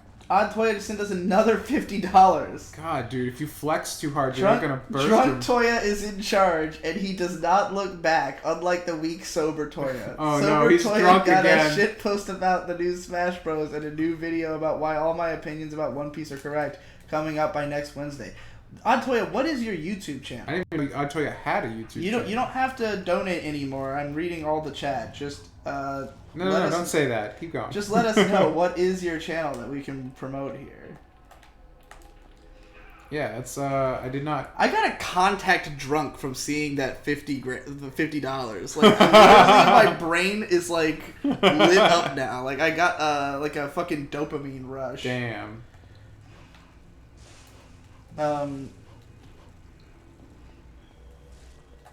That's beautiful. Yeah. What a great thing. What a great time to be alive. Well, yeah, but like voting isn't a perfect system. It never will be. We have to take what we can get, and we can't be babies about how it's so imperfect land and complain about how shit's fucked. Why not? Complaining about how shit's fucked is how you get it fixed. It's kind of true. Like, no one's gonna fix it if everyone thinks it's okay. I refuse to vote until they fix the fucking system. You know, like that's what a boycott is. I am boycotting the vote. If you want my vote, make it doable. Like I said, when will they build the world I wanna live in? This one's fucked, I'm bound to be the villain till we get it right.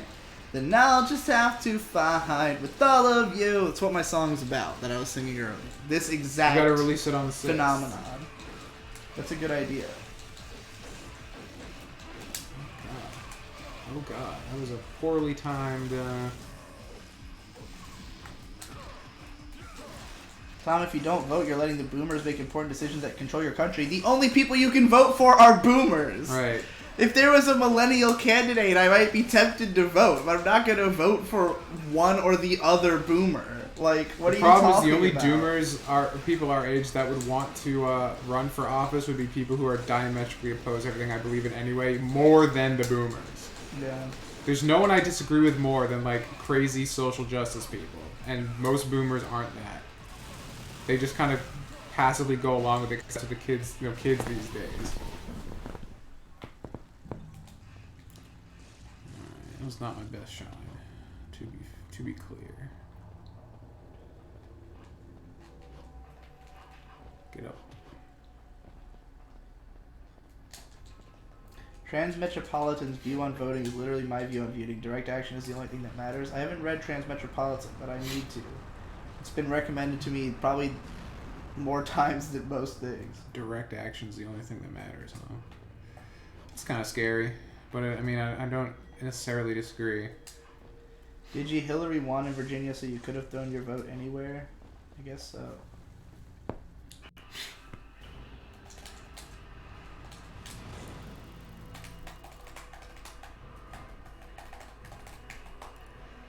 Here we go. Thoughts on Bayonetta versus DMC? Tom has not played Bayonetta yet. Despite owning it on the Switch. That's definitely something that has to happen before too very long. Yeah. Because the Bayonetta games are great and you will love them. I have no doubt. They've got the most, like, deep comboing system. And, like, playing it on normal mode, it's not even hard. Like, I beat Bayonetta. I mean, I beat this game, too, but... I don't think Devil May Cry is as hard as everybody says. DMC 3 is really fucking hard. DMC 1 is not that hard on normal mode. DMC 3 is not that hard if you play Trickster. I mean, did you play the original or the... The original. Like, the second release? I did both. I bought both. I don't remember which one I had, but it fucking was too hard for me. I couldn't beat, like, level 2. Trickster, like, gives you, like, your circle button just becomes better dodge with bigger iframes. Which I was kind of bummed about, because, like, on the GameSpot forums at the time, they were like, only bitches play Trickster. But I was so excited to play Trickster, because it's like, you can add all these cool aerial things. I'm like, oh, that's my style. And everyone's like, this is the baby style. Digi, that sounds more like Proto-Men than punk rock. It must just be the way I'm singing it, because in my head it's like backed by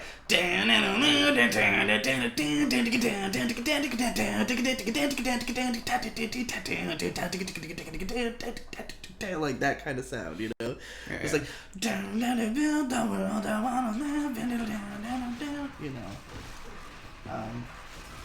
So I guess if I just sing it like, when will they build the world out? You can imagine like,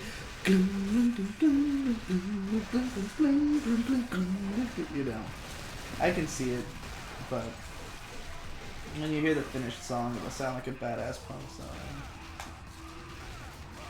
Except it'll be a cappella.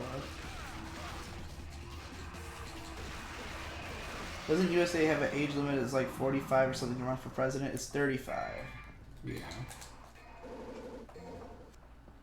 Is it 35? I thought it was 40 something. 40 something. I'm pretty sure it's 35. I mean, Obama was only like 42, right? I don't fucking know. He was pretty young. I forgot the needle gun. Did I pick it up without Did you realizing? DMC 3 or 4? I have not played enough of either one.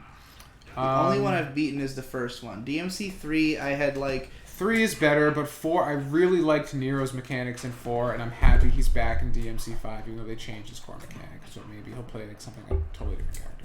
When DMC 3 came out, or not so much right when it came out, but like when I first played it, I could not beat like the second level. I couldn't beat the Cerberus boss, and then I went back later. It was very hard on the non-special edition. I went back and tried again later, and then I got farther in.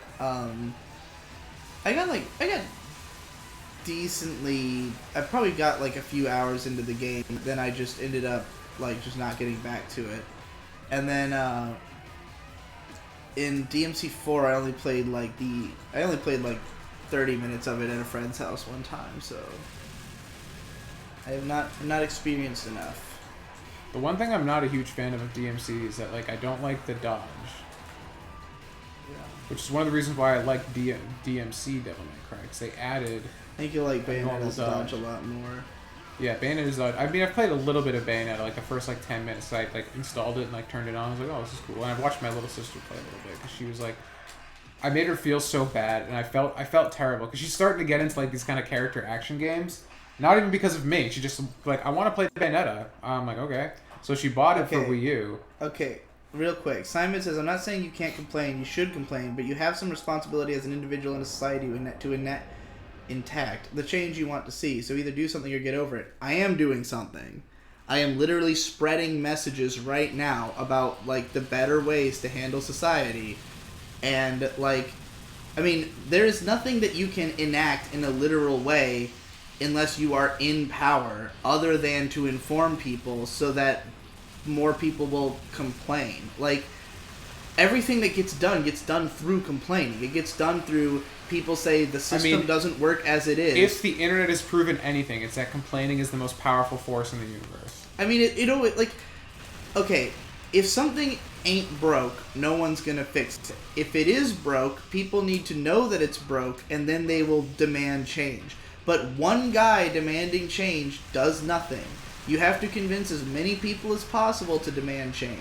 And most people think that they don't have enough power to do anything with their voice because there's too much opposition force. The only way that you can make a change is by making a majority of people, or at least a significant enough portion, push the idea. And the only way that that'll ever happen is if the people who believe in the ideas that they're saying are extremely fucking strong about it. You do not let people bully you out of your position. I will not be bullied into fucking voting. And if you believe that voting is the only way, fuck you. Like, I was thinking about making a shirt that says voting is for cowards, and just like straight up being like, look, this is hard line. We should just make voting is for cowards shirts for both of us, and then just go to all the voting places on the 6th and get shot. Yeah, that'd be great. But yeah, like, I really want people to understand, like, there is a message in not voting. Like, we know how many people are not voting. We know what the polls are saying. If enough people aren't participating in the system, then it will become obvious that the system has to change. Like, eventually they're going to have to, instead of bullying young people and saying, like, oh, young people don't vote because they don't care. No, young people don't vote because there's no reason to care, because the system doesn't work. It does nothing for them. No one accounts for their needs. And so, like, those people are sending a message by doing what they're doing, and until other people will listen to that message, then they're not going to get us to participate. And, like, there's nothing that we can, in a literal sense, do to change it, because we are not in power, because the old and the wealthy have the power. And the only way to take it from them is to en masse storm the gates with complaints and boycott and non-participate in their systems. I feel like I agree 100%. I just, at the same time, I also feel that, like, not voting is just, like, the first part of something. Oh, yeah, it's definitely not the only thing, but, like... Because, like, just not voting will not do anything. The reason that it's difficult to do anything for our generation is that we are too busy trying to have the most complicated lives in human history. You know? That, like, there was a time when voting, when paying attention to the government and your surroundings was simple because your life was nothing but you go to work and then you go home and you have a family and you do maybe like soccer on the weekends. You didn't have like fucking managing a goddamn social media life on the side, which like older generations are all like, oh, these millennials on their smartphones. It's like, yeah, because guess what? There's no job market outside of my smartphone for a person my age. Right. So, you know, I gotta be on this fucker. So yeah, fuck them. Got saved, yeah. Pretty much. I don't want to be on a smartphone. I have to. Isn't Obama like 60 now, though? He definitely aged considerably in his time in the White House. Every president does. Yeah, I think they age like 4 times faster than normal. Fucked by the Illuminati. Yeah. I'm aging in fast forward from being a fucking YouTuber. Like, literally, you can't really see it in any videos because cameras can't capture it that well, but, like, the entire side of my head is gray on both sides. And, like, literally during the month of August, I sprouted, like, way more gray hair out of just sheer stress.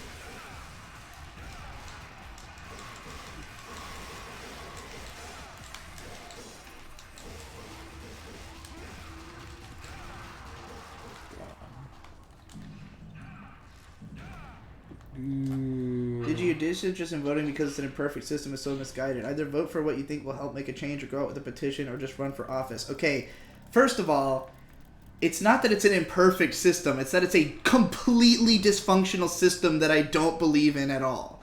Second of all, nothing that is in office that is being voted for is something I think will affect a change that would change anything in a way that would help me to realize the world I want to live in. Go out with a petition. I'm doing that right now. I am petitioning you all to participate in my ideology. Run for office? No, because the political system as it stands is not a meritocracy. It is based on connections and playing the game and finances. And there's no way to win an election. Why are there only multi-billionaires who run for office? I can't imagine why. Dude, I was watching. Remember that I was talking a bunch about that thing, Kymatica, that movie, that big conspiracy theory movie. Yeah. It was talking about how like every president has blood relations to each other, and like all of the aristocracy in Europe. They also every president ever has been in a fraternity. Did you know that? That was a bad time to go over there. Yeah, no, it's like there's some. I'm not saying there's some fucky shit going on, but there's some fucky shit going on. Yeah. So I'm saying there is. I'm saying it very clearly. No, only one blue orb piece. What a time to be alive. I get another double trigger orb.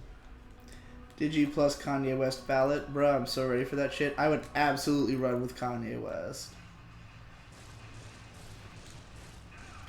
I might vote for Kanye West just for the lulz. Best Man Collins would legit be the best presidential campaign.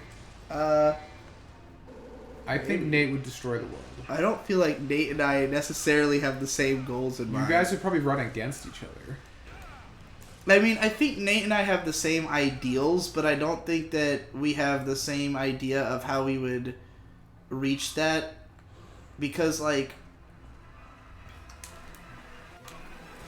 it's weird. It's like, I think I have very little faith in any of the systems as they stand, but I do have a lot of faith in humanity. Like, I have faith in the ability of people to break the conditioning and do things right. We're breaking the conditioning! But, like, we would have to... There would have to be, like, a serious, concentrated effort to do so. Like, it would have to be that there was like, enough...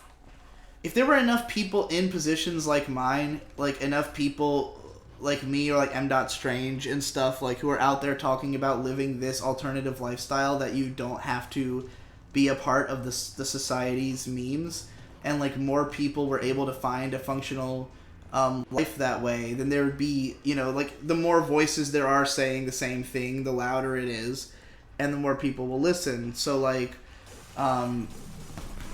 yeah, I mean, that's what my goal is. That's why I'm constantly trying to, like, inspire everybody to be an artist, because, like, being an artist is one of the few lifestyles you can have that doesn't really require you to participate in the existing systems that much, because like what resonates with people is totally like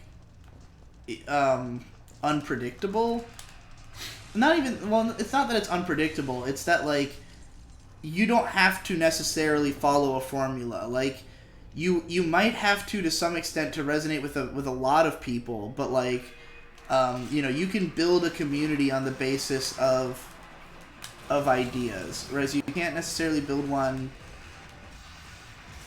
on the basis of anything else. I don't know exactly what I'm trying to explain. Read my fucking book. Fix that for you. You can't. It's not out yet. It's out on Patreon as an audiobook. Okay, well. I fucking gotta finish that stupid book. And then I gotta write the sequel. Because the planned sequel is Don't Let Them Meme You. Which is going to be like a manifesto if I actually write it. Like, it's gonna be long. We all need a manifesto. Everything in this world is a fucking meme that needs to be broken.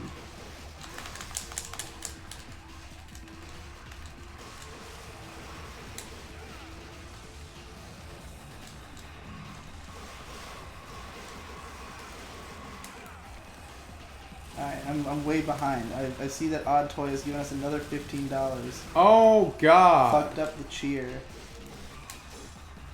I don't know what that means. That's all he said was fucked up the cheer. I don't know. We're still not experts on Whatever, Twitch. I'm drunk. I know he fucked up something, but I don't know what. Yeah, but I'm saying we don't know Twitch enough to know what was fucked up. Oh, God. Someday we'll get there. It's almost November 8th. I mean, it's almost time for me to have some free time to do anything else besides making a video game, and I'll learn all this shit.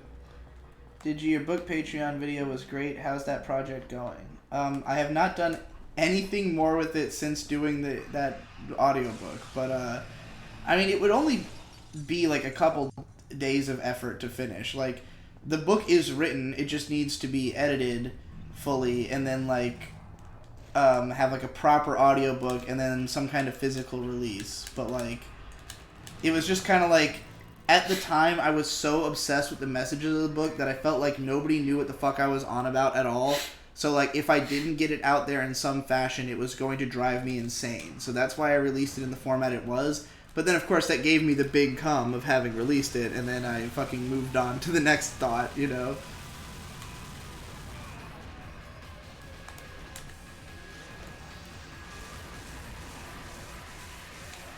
Simon says, I guess I can respect your position as an ideas guy voicing these truths, but actions speak louder than words. I mean, I think words are actions.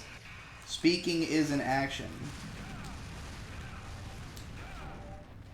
I think having a book manifesto sort of thing coming out at some point is like the next step. Because like you can say I'm not voting. Why? Here's why. Gives book. Right. You know. Not that I really talk about that in this book, but Fix That For You is more just about like all the like structural problems with the way that the world is. Just like, if it weren't for the fact that we built things in this particular way, then we like the world is not particularly America. It's mostly an America-centric book, but it's like it's basically about how America is not built in a humanist way. It's built around mass production, and like all the results of that have led people to mindsets that they take nobody takes a humanist approach to how to fix things. Nobody thinks about like, what do people need, and let's build the world around what people need. They build it around like what is financially viable and like what will teach the most people kind of okay, you know?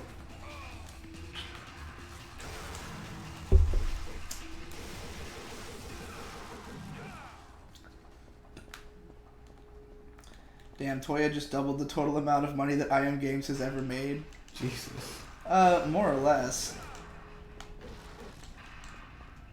If not for the fact that Toya had previously donated like $50 already, then it would probably have doubled it, the bit count for sure. Is this still games? Absolutely. This is the most games you can possibly get. What the hell is... Oh, it's just like a jar. Oh no, it was a thing. Yeah. I thought that was the little. There's a little tiny jar in here. If you break it, it gives you a huge fucking. Will order. Toya single-handedly fund I Am Games?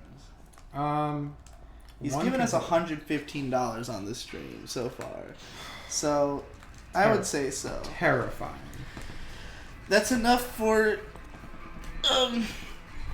That's enough to pay for one game from each of us. So one brand new game. So yeah, he probably funded the cost of me buying Taiko no Daiboken or Taiko no Tatsujin rather.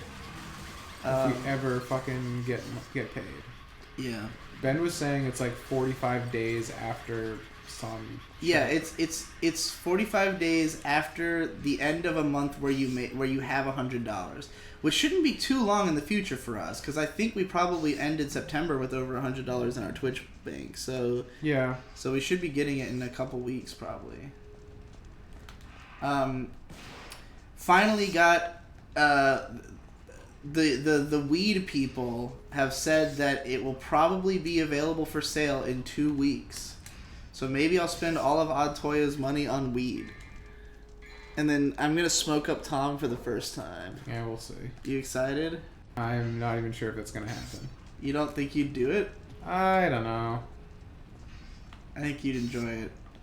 Maybe that's honestly that's what I'm afraid of. Well, that's fair. Because it's the thing about it is that everybody I know has always like said like, oh, like, you know, I don't really smoke because like every time I've done it I got paranoid or something like that. But like there's like definitively different types of weed that do different things. Right. But like most people don't know what they are smoking. It's my thing. it's not sold that way. The reason by- I don't on drink the that street. much, I don't smoke, I never like smoke cigarettes or anything, is because I know myself. You know you'll get addicted and the monetary investment will be too much. Exactly. Yeah. Because when I play when I get into something, I don't half-ass it. Same. I mean, I have a similar mentality where I'm careful. Like, I obviously have several addictions, but I'm. It's easy for me to get into something, but it's also easy for me to quit if I have like good reason. Yeah. Like, not for me. like if I can convince myself that something else is better. Like, I was able to quit Mountain Dew for a long time because I like Wawa green tea more.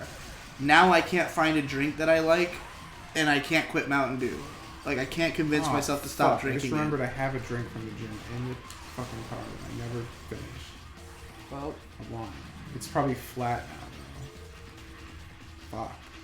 It was like $4 drink.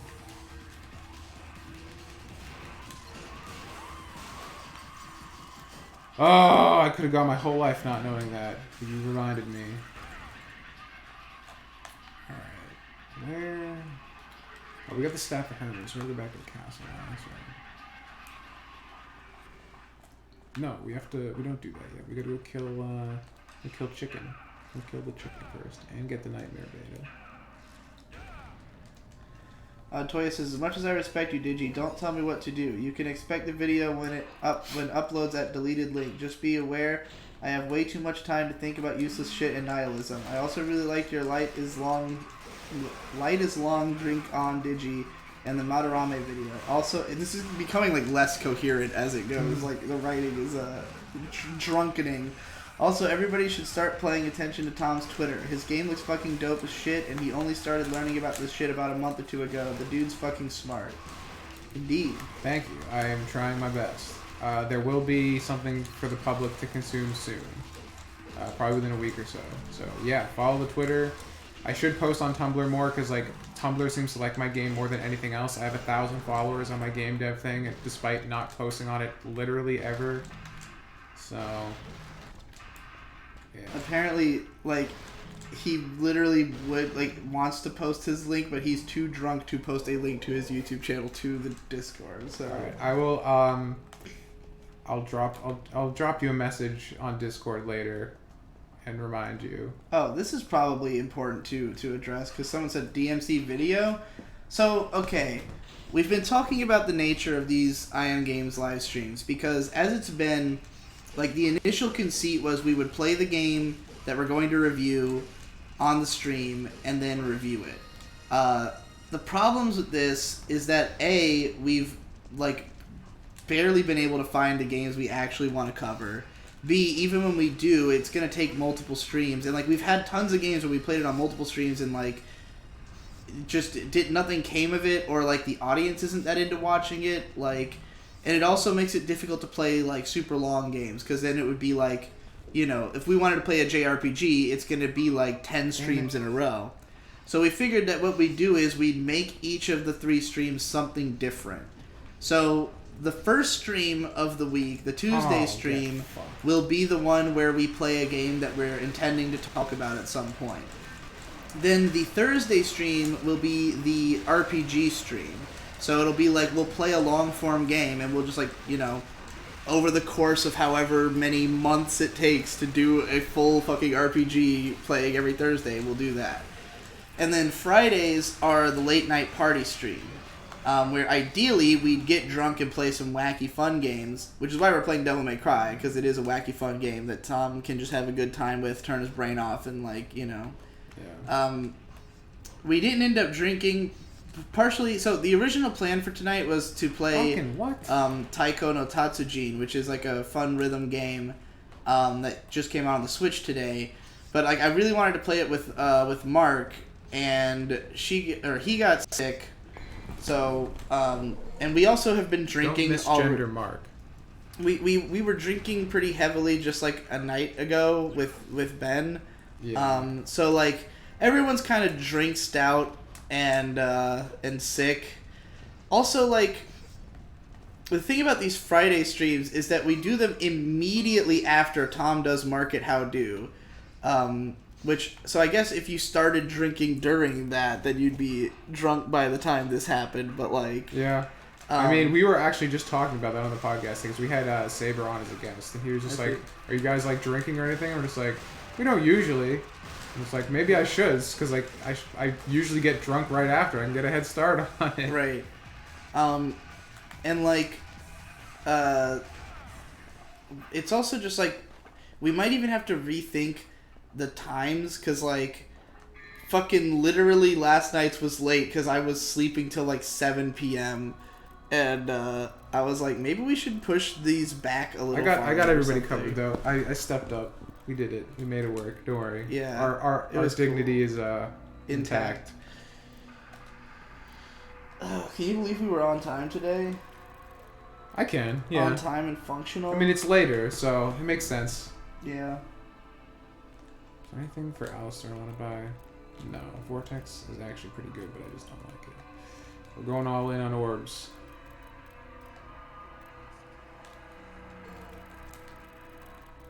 Toya really wants us to play Drakengard as opposed to Legend of Dragoon. This guy said, use Toya's money to buy Dragon's Dogma, and he said, no, Drakengard, that's what I want. Dude, don't worry, Odd Toya, I own all 3 Drakengard games and both Nier games. I own the entire fucking franchise, so we got you covered.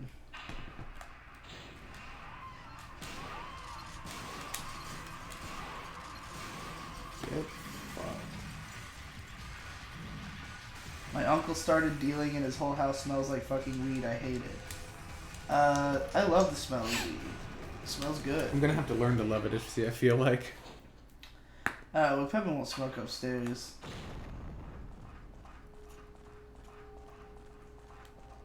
Whoa. Selhar says, wait, I assume, I don't know if he means... I don't know what kind of coke he means. He said, yeah, for me addiction is about routine. I got addicted to coke once because it was really easy to use as a means to stay focused. I'm right now addicted to cigarettes, 1 to 2 packs a day, because it's really easy to go out for a smoke when I'm stressed or whenever I have a difficult task I can't solve for work. But whenever this routine is out, the addiction is gone. It never feels like something I cannot physically stop myself from doing. It's just convenient. Yeah, for me, cigarettes, that is absolutely the main... Like, I don't really like cigarettes. Like, I usually get a headache after smoking. But I like the act of going outside and standing and smoking a cigarette. And when I get really stressed out, like, it's really hard to not smoke. Like, pretty much directly proportional, my desire to smoke is tied to my stress. But Yeah, I don't know if he meant like Coke, or I like think he meant Coke. Coke.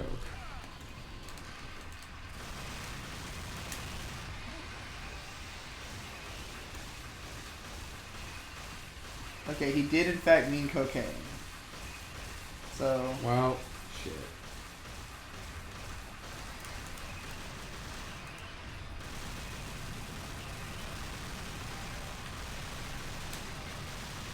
I thought Metal Arms was Wild Arms and got hyped when I heard you would play it. That's hilarious.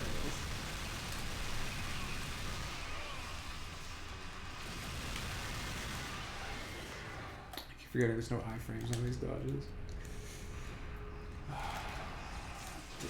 Got him. Wrecked him good.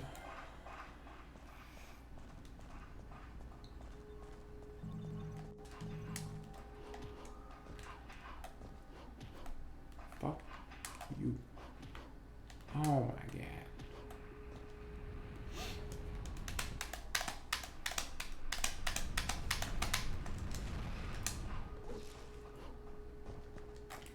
Wheel of Destiny.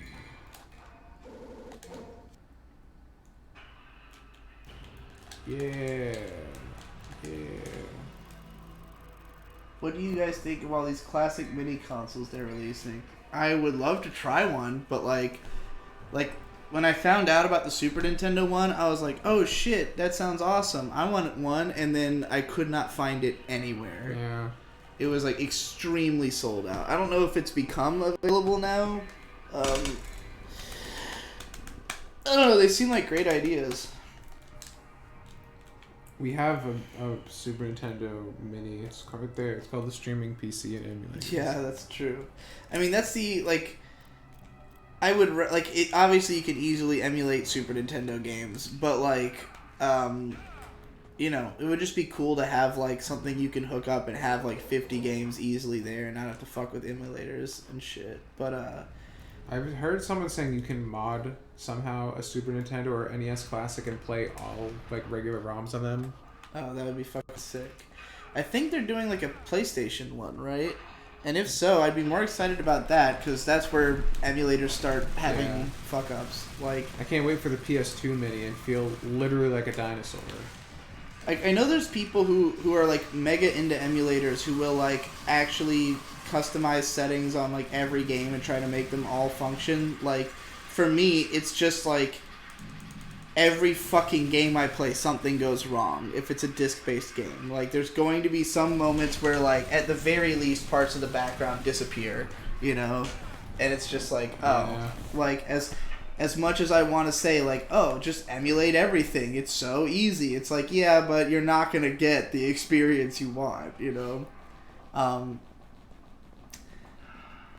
Yeah, so that's why we try to purchase so many games on this show, though, like, I do think that we could probably explore like freeware games and like fan games a lot more. I would be honestly really excited about that. I think that's the kind of shit I'm into.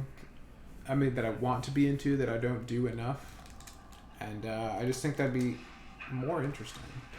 No one would care, but I would care. Odd Toya gave us another $100. What the fuck? Says IDK Drunk Toya literally just doesn't fucking care. Man, Radiant is one of the best show. Nothing matters. Piranha Plant and Smash was a mistake. Hire Toya for your voice acting needs. How do we contact you to hire you as a voice actor? What, Like, yeah, Jesus. is it through Discord? Are you in the IM Games? Is he in the IM Games Of course Discord? it's in the IM Games Okay, Discord. good. Yeah, dude. Holy shit. Thanks for all the money. Yeah, Now we can definitely buy a game. yeah, we gotta get something. That actually, now I think he actually might have doubled the proceeds of the entirety of this venture. I'm not even, yeah, for sure. I would love it if YouTube would turn our monetization on. That would be nice. Since we exceeded the 10 million the requirements years ago. like a month and a half ago. Also, I don't know why Twitch is taking so long with this partnership thing, because it, like, when you apply, it says we'll get back to you within 7 business days, and like Should we like start bitching about it on Twitter or it's something? been like 2 weeks. I'm sincerely curious if like they've been reviewing us and don't like what we're doing. I or mean, what. Like, dude. I don't know if we don't stream think, frequently. No, I hard. That's the problem. Well, it also says like it says that Twitch partners are like typically they do more things than just gaming. Like they do like a variety of stuff. What does that even mean? I like like I made games. Yeah, you did a game dev stream, so I feel like that's a step in the right direction.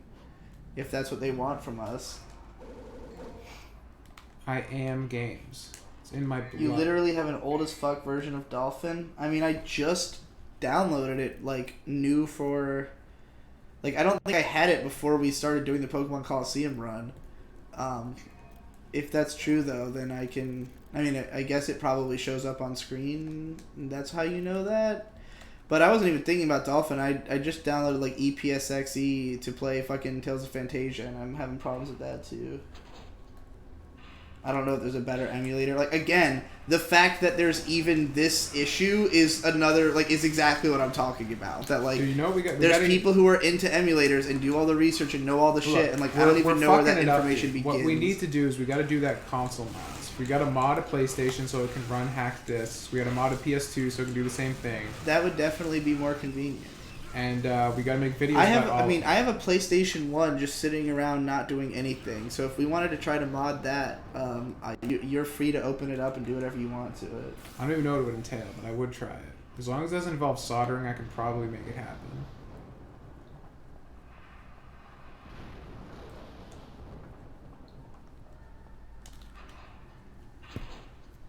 Went the wrong way like a fool. Damn it.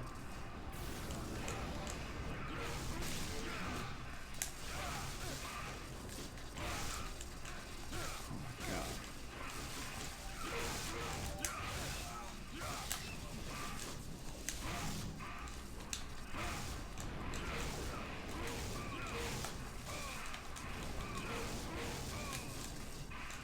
I forgot I actually need to use fucking defense or something. Everyone's like freaking out at Toya over the $100, and then he just goes, yeah. Oh, that's fucking great. Oh my god, this guy's annoying as fuck. Alright, Spicy Salts. Thoughts on the PlayStation Mini lineup. Battle Arena, Toshinden, Cool Borders 2, Destruction Derby, Final Fantasy VII, Grand Theft Auto, Intelligent Cube Jumping, Jumping Flash, Metal Gear Solid, Mr. Driller, Oddworld, Abe's Odyssey, Rayman, Resident Evil Director's Cut, Revelations, Revelations Persona, Ridge Racer Type 4, Super Puzzle Fighter 2 Turbo, Siphon Filter, Tekken 3, Tom Clancy's Rainbow Six, Twisted Metal, and Wild Arms. That's a good spread. I mean, depending on what it costs, it might be worth it for the RPGs alone. Dude, yeah, imagine if people find a way to mod that so you can run fucking shit on it. I feel like Revelations Persona is a big draw. Because I don't think that... Like, that only exists on the PSP in America, as far as I know. Interesting. I could be wrong about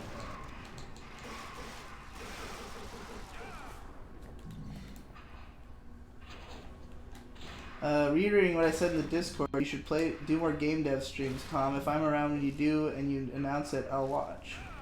Alright. Yeah, some people did say that they were interested in that, so... I'll have to take that under consideration. And try and have a more actual good setup and not something I pulled out of my ass 3 minutes before we had to go live.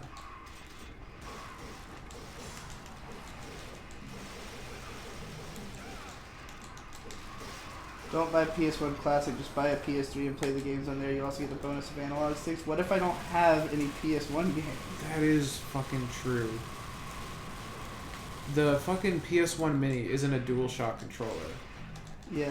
Which is so stupid. I remember seeing that and be like, I'm not even interested anymore.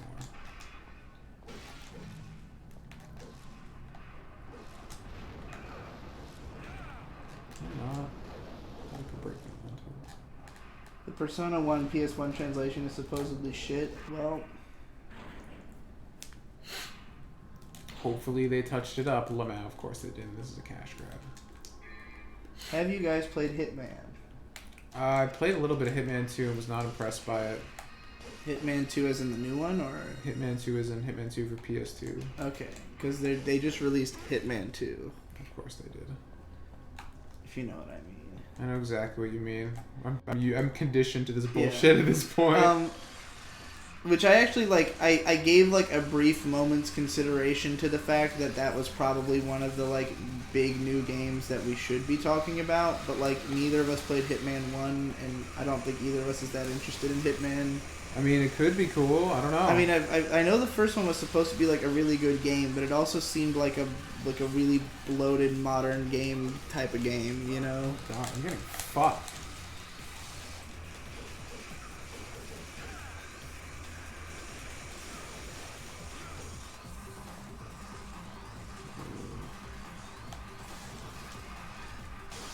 Should have been a DualShock, and motherfucking Ape Escape should have been on there. Yeah.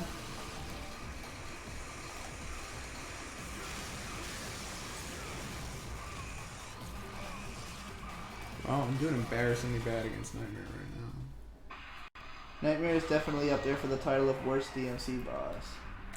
I don't think Nightmare's bad. Just kind of, he's challenging.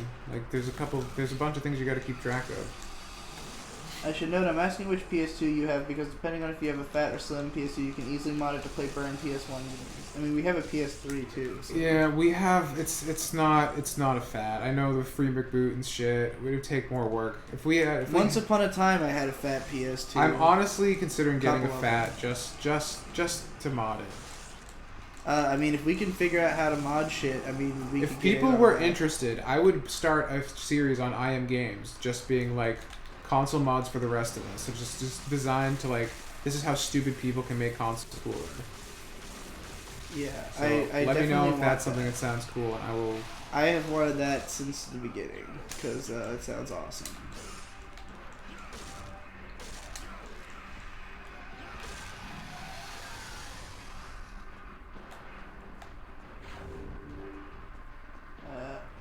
I don't. Hitman is bloated. It just has stupid games as service bullshit. That's exactly what I meant. Digi, do you art to feel good? Do you mean like, do I create to feel good? Depends on what I'm creating. Toya says, Cheers 5000 is Recreators and Instant Classic. Are you guys going to play DMC3 after this? Also, are you going to play Smash? As long as I'm tipping, I might as well remind everybody that Nobunaga was a total fucking Chad, so was Gilgamesh. I mean, we might do DMC3 on a future late night party stream. It's definitely a possibility. Like, the idea of... Like, basically, yeah, we just want Friday night to be, like, cool, fun, like, loud, audacious games that are fun to watch. I mean, we would have been drunk tonight if not for the fact that, like, we just got over, like, a 3-day party with Ben and Munchie being here. Yeah. Like, less than, like, God, how long, what fucking even is time? They were here yesterday. Right, and that was yesterday's stream, so that means they left this morning.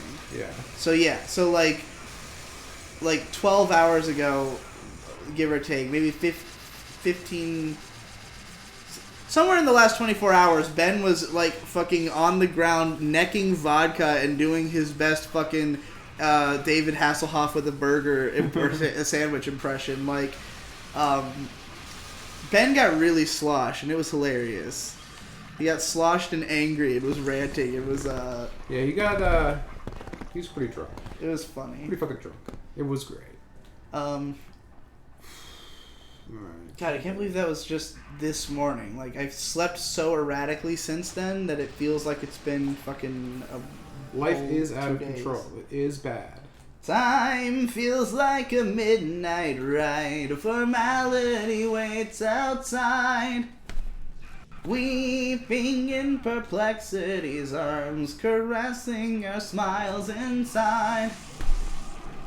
No, it's System of a Down song. You ever listen to System of a Down? A little bit. I wasn't into music until I was 16 or 17. Tom, that reminds me. I was when I was pissed off at you on the previous stream for accusing me of not being into enough, or having as not as broad a taste of you, but like that I don't like as many things. I guess. I was just thinking about how like you don't really listen to music at all. Yeah, it's not a medium. I mean, well, I don't know. It's just it's because I got such a late start that I just don't even understand music at all. Yeah. I'm like, I probably consume vastly more music than any other medium, and like, it's weird. It's hard for me to like. I came to a realization that like I've never really talked with like the PCP or my friends in general about things I like, whereas like most of the people I know get into something and then they get really hype about that one thing, and then they like tell everybody about it, and then like. You know, people get swept up in, like, this thing, or, like, you become identified as the guy who likes that thing. I mean, I guess we were all doing that for a while. Yeah, it's like... But I was never that guy, because, like, I like so much stuff that people don't talk about at all, that, like, I don't feel like I can just easily net people into the stuff I like. Like, right now, me and May are watching this anime called Jinrui wa Suitai Shimashita, and like it's a show that I know everybody in the PCP would enjoy, but it's like I have no reason to create like a hype to go in there and be like, yo, you guys gotta watch this show, because there's like 50 shows that nobody I know has seen that I would feel that way about, and so I usually just keep my mouth shut, and like every once in a while if somebody asks me for a recommendation, like, hey, what should I check out? I try to come up with something, but like usually I go and try to find like the most thing I think they should check out, you know? But like there's just so much shit, like, and most of it's stuff that nobody I know consumes at all. Like nobody in the PCP is like a huge anime fan or a huge music fan. So like the stuff that I'm hype about, like Denzel Curry, which I spend most of my year hype about, like I don't even know how to introduce anyone in the PCP to that, you know? Like, so I just feel like I'm a lot more quiet about the things I like as compared. Oddtoya gave us another $50 to send that same message that he had sent before, because I think he had intended to send it, but he fucked up the cheer command. Oh, God. But he did it correctly this time. Well, I'm glad another $50 didn't go down the drain. Thank you, Oddtoya. Oddtoya He's currently donated $250. I'm getting worried. That's. Are you financially okay? I can't. I'm like, I want to get hyped, but now I'm just like, oh no, are we gonna get a call from a lawyer? Well, I don't think that would happen. Well, I don't really mean that, but you know what I'm saying. I'm getting concerned. Fuck, I forgot to say pitter patter. Oh no. Oh boy. Whatever, let's get at her, boys.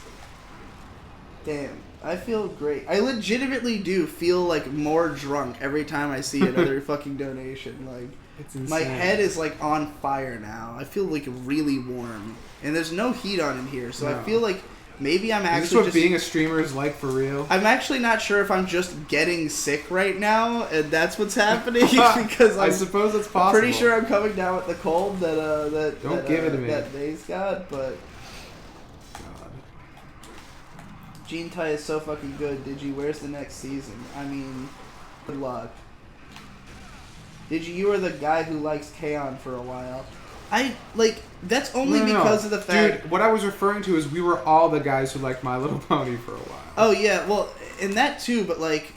Okay, when the PCP, like, branched out from My Little Pony, there was very much this sensation of, like, everybody had, like, their thing that they're very hype about. Like Nate is not an anime fan. Nate likes certain anime.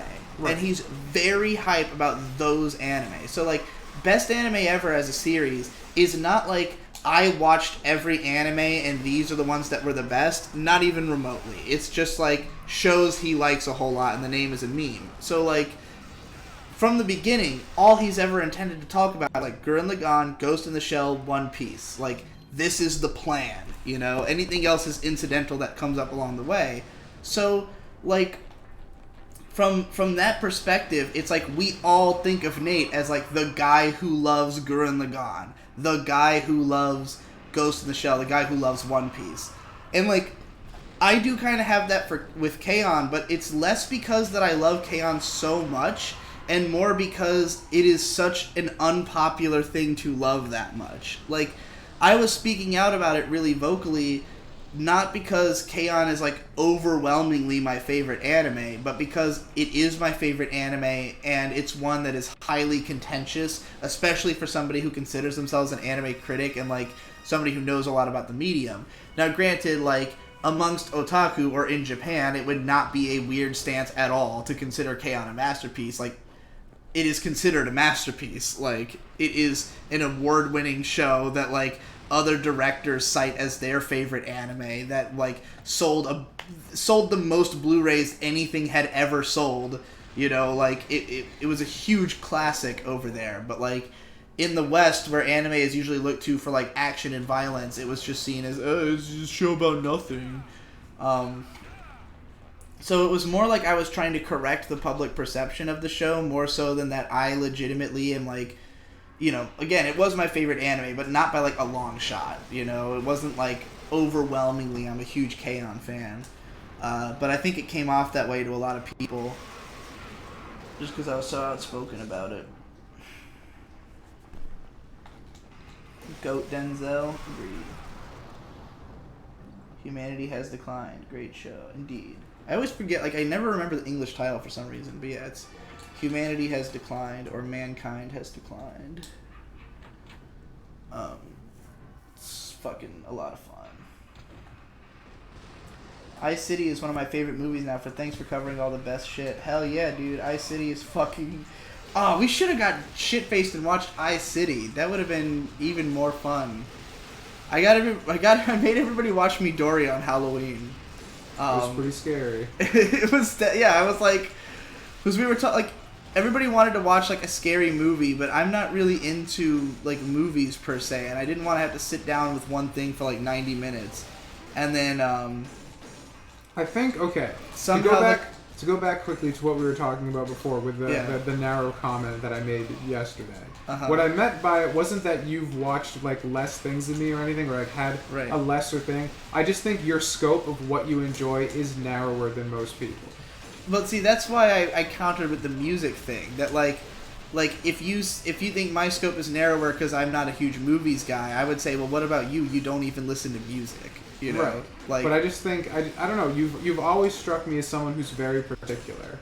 I definitely am particular because but it's weird because you were kind of framing it like I was particular about quality, and I'm not really particular about quality. No, I am particular about like personal. That was my bad on personal resonance. You know, like I really like certain like feelings that I get from the stuff. Like the stuff I like and the stuff I don't like is like a hard cut. There's not like a huge, like, I don't really, there's lots of stuff I would give like a 6 or a 7, and I don't really value that stuff very much. Like if I would only give something a 7, I'm not going to think about it in a week, you know? Right. But like anything I would give like an 8 or above, I'm thinking about all the time. And like, even like I say I listen to music constantly, like I have probably, let's say, 200 albums that I really like, and that's all I listen to, you know, is like those 200 albums over and over and over again. And like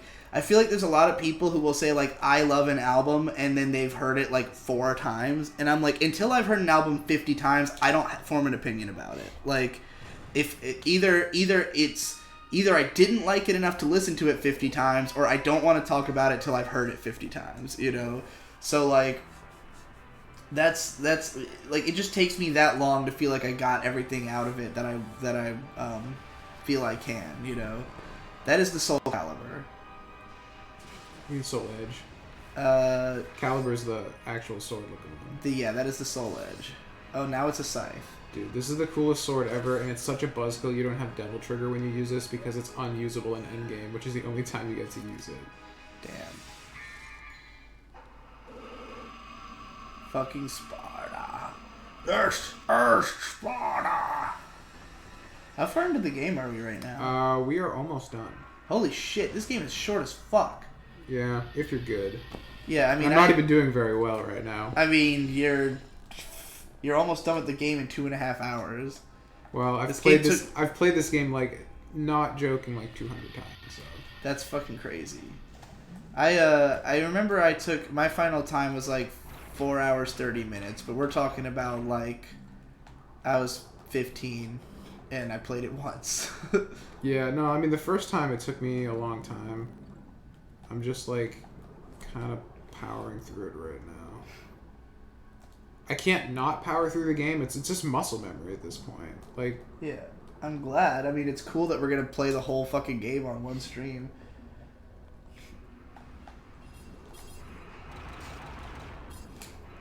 Gonna see him live next month. So hyped. Hell yeah. Get ready to fucking mosh. Be ready to throw your fucking life away, because the crowd will be apeshit. Odd Toya says, absolutely financially okay. Oh. Alright, dude. Well then, fucking... I have no guilt. Cheer away. Yeah. If this is a very drunk-like stream. I didn't drink anything today, and I'm still feeling a little drunk. I think we're just all in that fucking magical headspace.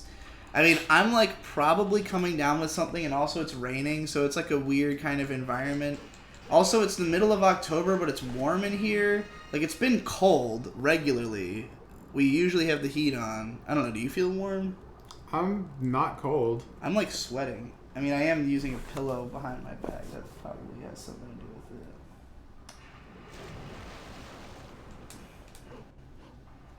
Nate doesn't seem to do anything but work, reading One Piece, and weekly Pokemon streams. That's how it seems to us, too.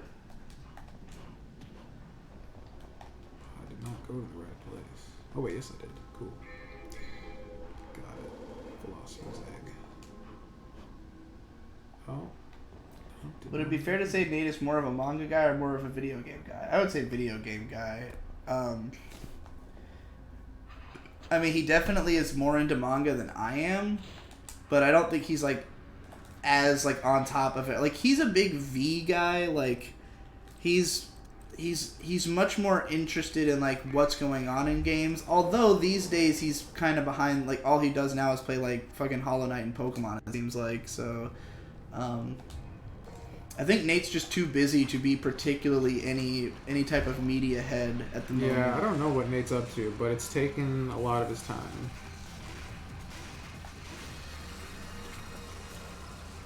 But you made liking K-On! Cool though, so now there's lots of fans in Western anime communities. Yeah, I'm really happy. I mean, like, I know I've explained this before, but the reason that I did that was that I had gotten used to being on A for like years, where K-On! Had become like an accepted masterpiece. And so like every day on A there was like a big K-On! Thread where everybody just like sucks its dick. And so when I made my video, my top 10 favorite anime, like, it was the first time I had done that as an anime YouTuber, and like a lot of the comments were like, what the fuck, K-On! Like, how could that be possible? And I was like, oh right, normies don't know about good anime. Like, I forgot that there's no hardcore otaku on YouTube, so I'll have to fucking explain this.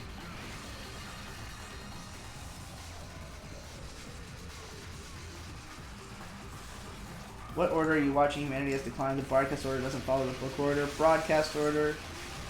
I always watch everything in broadcast order. I really do not believe in the meme of watching things in other orders. Like, if they did it out of order, they did it that way for a reason, you know? What if they didn't fix fucker? I mean, that would be ludicrous. But, there's Western shows where that's happened. They just aired things in the wrong order. Does that happen with good shows? I think so. That's crazy. I mean, I would assume that knowledge would come out, and I would it would be. It's one thing if it was an accident, but like if they intentionally adapted it in a different way, then Well, shit. This is embarrassing. I just died in Nightmare. Nightmare 2. Fate worse than death. Because I did that. Dude, you should try out the first season of Garo for TokuCast. It's like Devil May Cry in live action. The fight choreography is big cum, and it's only 26 episodes. Well, I'm sold. Yeah, I mean, which Garo, like the one from the 2000s, because I had been told when Garo was airing, my friend Donson was watching it, and he told me that like the cinematography was kind of incomprehensible. Well, this game has incomprehensible camera angles sometimes, so fair. The main character in Garo is basically Virgil.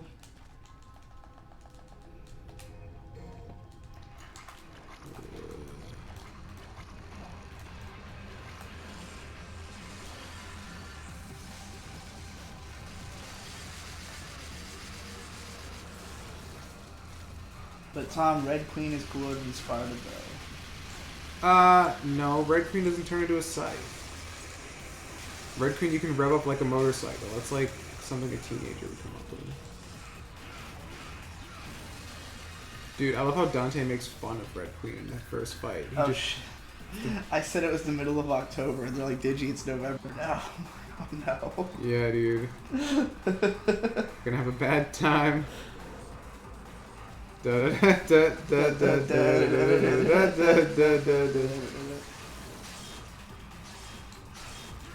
come on. At this point, Nate is taking longer on his Gits video than they took to make Gits. Not even an exaggeration. Not even. Have you ever listened to the Podcast without context? Yes. I have listened to, like, I don't listen to it as much anymore because I don't have to fill my time with lately, I have not listened to any podcasts. I've been way too busy for that. Like, I'm like months behind on Dig Show. I haven't kept up with. I don't listen to the PCPs. I'm not on. I legit you listen to the ones you are on.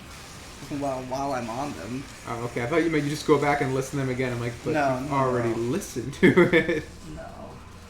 No. So yeah, I don't.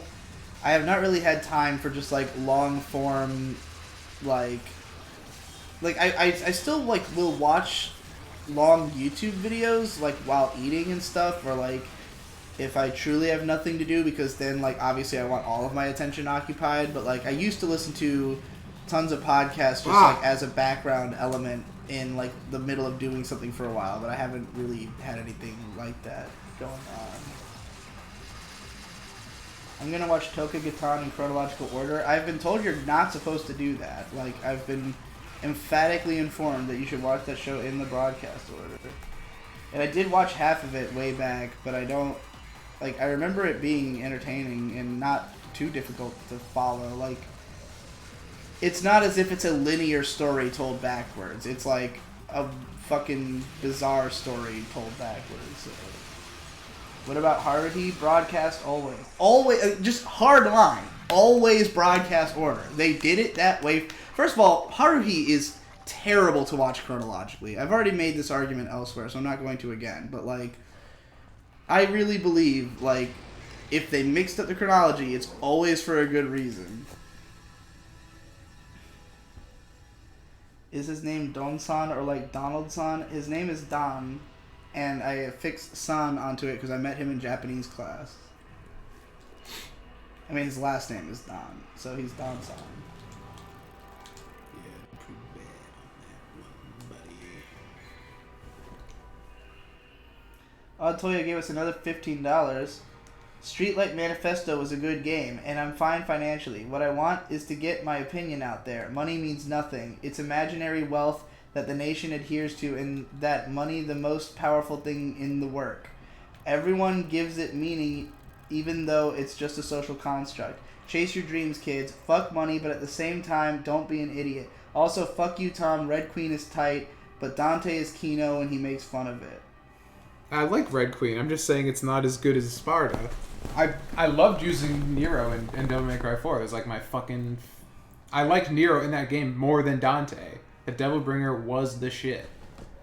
I agree with that whole money rant. It's funny. He's literally just saying what they say in Kymatica about money. Oh, that's hilarious. But yeah, I mean, like, the funny thing about money is that the easiest way to make lots of money is to view it as a game. Like, to view it as, like, not something you need, but something that's there for you to fuck with, and, like, view it as easy to obtain. Yeah. I mean, the reason, like...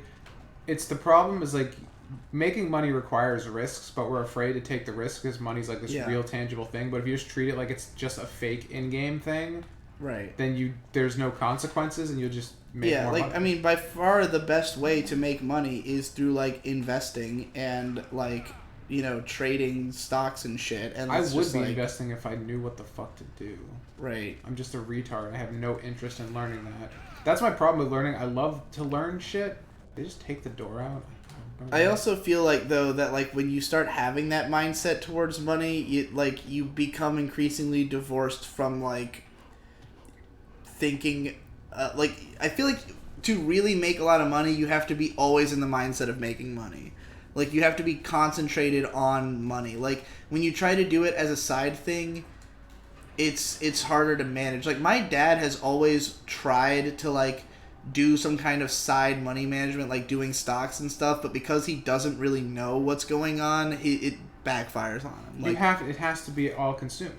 yeah, and that's why I don't bother with it, because it's like, if you, I mean, we've talked about how you brought up the 73K figure or whatever, that like there was a study that like the maximum amount of money that you can make per dependent to and still be like satisfied is $73,000, because like any more than that and like so much of your life will be consumed by the process of making the money that you will not have the satisfaction of like getting to spend it, or like getting to just like live your life.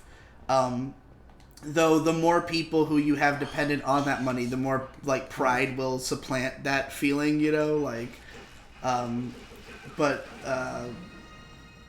yeah, like that's the amount at which like you can live a comfortable life and basically do whatever you want without like having to have money be a major concern. And that's where I want to be. Like I want to be living a lifestyle where like I gross 75K a year and like live below my means and get to do whatever I want and not think about money. And like that's where I'm trying to get to. And I don't feel like I'm super far away from that, but I've got a lot of tax debt sitting over my head right now.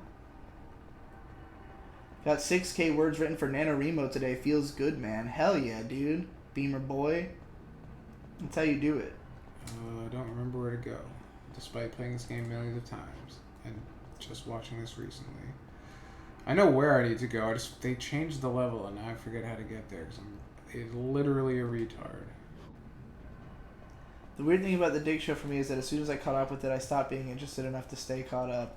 I feel that way about a lot of things. Like, to me, it's always easier to be interested in something if you're not having to do it week by week. It's always more interesting to binge. And, like, when I do, like, usually I leave Dig Show on hold for a while and then I just catch up in one big burst. Usually when, like,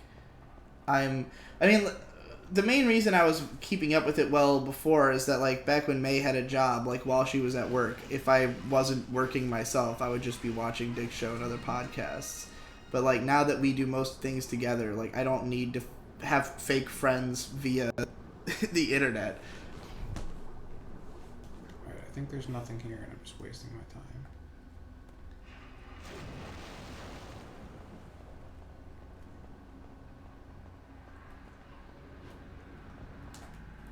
Agreed, money is a meme. Send me money on PayPal. Don't let them meme you, says Gypsy. Haruhi is shit in broadcast quarter. It turns into a 10 out of 10 chronological. If you are a boring fuck, maybe. I can't imagine, like, I don't think I would have enjoyed Haruhi nearly as much had I seen it chronological the first time. I'm an idiot.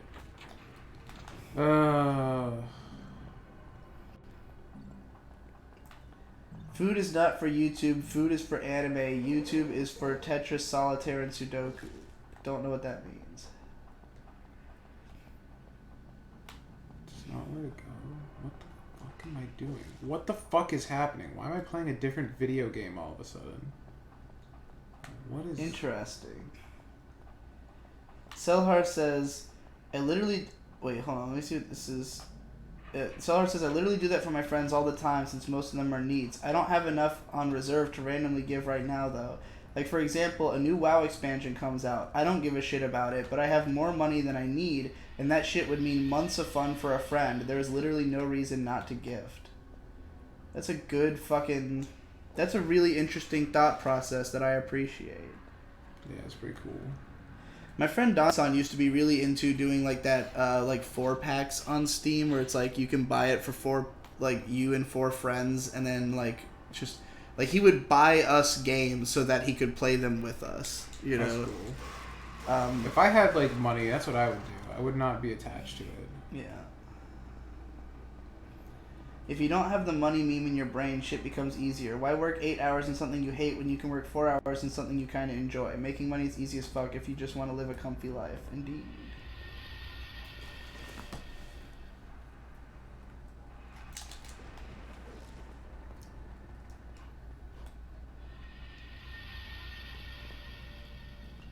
TBH, that's why Ninja Jeff said, that's why I kind of admire Ben for how he lives. That's how I live. Work 20, 50 hours a week. Rent is only $300 a month. I mean, you really gotta, like, you gotta figure out what kind of lifestyle you enjoy. Like, Ben has no problem living with other people because, like, he is extremely inattentive and, solitudinous. Can I make that a word? It sounds wordy enough to me. Like, Ben is the type of person who will just be in his room eating peanuts and working on a comic for, like, 36 straight hours and, like, not even emerge at all, you know? And, like, I don't think he really perceives his roommates that much unless he's interacting with them directly. Do you think that if you had a roommate, you'd be the same way, though? Because, like, you're downstairs 90% of the time. It depends on the roommate. I mean, I've lived with people almost my entire life. Like, I've almost never had, like, a space to myself because my family was always taking on, like, relatives and shit. Like, growing up, I shared a room with Victor and Shade for most of my upbringing. And, like, when I was in my late teens, I had both my cousin and one of my friends, like, living in my room just because they both needed a place. So, like, my family's just always been big on, like, hey, if somebody needs space and we have space, let's give them that space. But, like, there finally came a point when, like, we'd had too much of that, you know? And, like, we were like, okay, we need some time without that shit constantly being going on. So, Digi, I don't want to interrupt you. I thought you were done. Sorry. But I have good news. I've jammed on the square button so much it is now unstuck. Oh, sick. I fixed the controller with my sheer force of will. Hell yeah. If I had known that you were stuck, like, there's other PS3 controllers, or was that the best one? I don't know. It was just the one that was here and it had a charge. The other ones are probably dead. But yeah, so, like, when we moved in here, like, we knew we were coming to Boston and we knew you were gonna not have a car, and, like, we, you know, as long as we were getting a place that was big enough, you are, like, I know you pretty well. I've known you for, like, 5 years, and, like, I know that you are the person I would have to worry about the least living here. Like, I know you're not gonna eat our food. I know you're not going to fucking, like, cause unnecessary waste. Like, you're even more cost effective than I am, you know? Like, I'm not gonna suddenly have, like, an out of control bill of, like, something, you know, because you're gonna take care of yourself and, like, not be a huge footprint on my fucking... Right. Like, I feel, like, ethically obligated to be as unintrusive as possible. And I know that you're like that, and I trust you to be like that, whereas a lot of the other people I've lived with are not like that, you know? Like, they are not unobtrusive. They, like, you do not really sprawl out of your room at all. Like, you might do stuff in here, especially back in the summer when it was, like, punishingly hot in your room and you were mostly, like, out here to use the AC. But, like, for the most part, it's like you are out of sight, out of mind unless I need you for something, you know? Yeah. Or you need me for something. But, like, and you have, like, skills that are very valuable to me in my career. Like, not just in that we can do this show together, but that you know tech and, like, you just can do a lot of things that are helpful to have a guy able to double your around. render time. Yeah. Is that working out, by the way? Yeah, it seems to be. So, that Undertale video rendered in, like, 2 minutes. I guess it must have. That went out pretty quick. Yeah. But, yeah, like, because you have skills that are helpful to me, like, I kind of just view that as like the exchange for what would be rent. Like, you know, rather than affix a direct monetary value on like what you contribute or whatever, it's just like, yeah, you just fix computers when I need it, and you can stay in my house for free. You know, Makes sense to me. I'm cool with that. I don't remember even how I got on this subject. I don't know either. Just kind of ranted. Oh, it's because we were talking about how money's bullshit. Oh yeah, and like how Ben lives. So yeah, like I couldn't live in like the kind of communal way that he does, where there's like a lot of people in the house, and like you have to know people with very different lifestyles. Like you and I have basically the same lifestyle. When Ben talks about his roommates, it sounds like a nightmare. Like I don't know anything about them. I just know that it's the monkey house, but it's not the monkey house. I mean, even back when it was the monkey house, like it's just that like he rooms with like weird people who have their own particular things, and like maybe one like. Okay, if you were somebody who was, like, bringing people into the house, it would be bothering me. Like, if you just, like, showed up and you just, like, oh, yeah, this is my girlfriend, and I just have her over, I'd be like, that's fucking weird, you know? No, like, anytime anyone's been like, oh, you want to, like, hang out? I'm like, yeah, let's go to your place. Like, I'm not going to bring anybody here. And I have friends who've done things like that. Not really at my house, because I think it was more established that... like you shouldn't, but like one of my old friends, Derek, like when he was living with another friend, he just like started like having his own friends over at that friend's house like late at night, and it made his mom like really paranoid and shit. Like this guy was living at home, you know, and like so it was just like it was super disrespectful the way that he was handling it. And like, you know, again, I trust you not to be like that, so like yeah, I can deal with having roommates if they're the right people, but if it was somebody who was like loud and obnoxious and like had people over and like wanted more of my time, or like was making a mess, or was using up like an absurd amount of water or something like that, then it would be a problem. But yeah, I choose my friends carefully. You want to talk about something I'm particular about? Fuck media. Very particular about people. I only like about 3 of them. How can normies watch The Office 5 times? I wish I understood. You know, my sister has watched How I Met Your Mother a bunch of times. My sister is such a weird character. She used to be like a weirdo. She's turned into a normie as she's gotten older. That happened to most of... I think that's just what happens when you don't have a creative career. And honestly, I completely understand it. Because, like... But here's the thing. My sister is an artist. She's wanted to be a singer. And she works at a graphic design right now. She is a creative person. But she just turned it all off. I think it's what happens when, like, you come to realize that you... like. Like, being satisfied cures a lot of, like, the weirdness in people. Like, just being, like, okay with how life is makes you feel like you don't have to, like, act your abnormalcy. Or, like, you're not trying to grapple with anything. You're just watching stuff because it's good and you like... Or, like, it's just... Like, if you watch a sitcom over and over again, it's because you are not looking for it to, like, reach you in any deeper way. Yeah, you're just trying to kill time, and check out. So, like, I think you have to be pretty satisfied with your life to be in a mindset where you can, like, you're not bothered by the fact that you're wasting your time, you know? And, like, that's why I wouldn't be able to watch a show like that. Like, I mean, I struggle to even watch long shows that I actively love. Like, if a show is 50 episodes, even if it's, like, my favorite show, I'm just like, oh, I don't want to rewatch that. It's 50 episodes. Like, it's so much time. Yeah. And it's because I'm not, like... I mean, I'm getting closer. Like, I have an easier time now that I'm with May, because I can literally just watch shows with her, and the fact that I'm doing it with her is satisfying in itself. But, like, that is new, you know? And even then, like, we've both got very particular and pretentious taste, and we both want media that, like, speaks to us in a personal way. So, like, we're definitely not going to watch The Office 5 times. We'll watch Ava 5 times, you know? But, like... Anywho,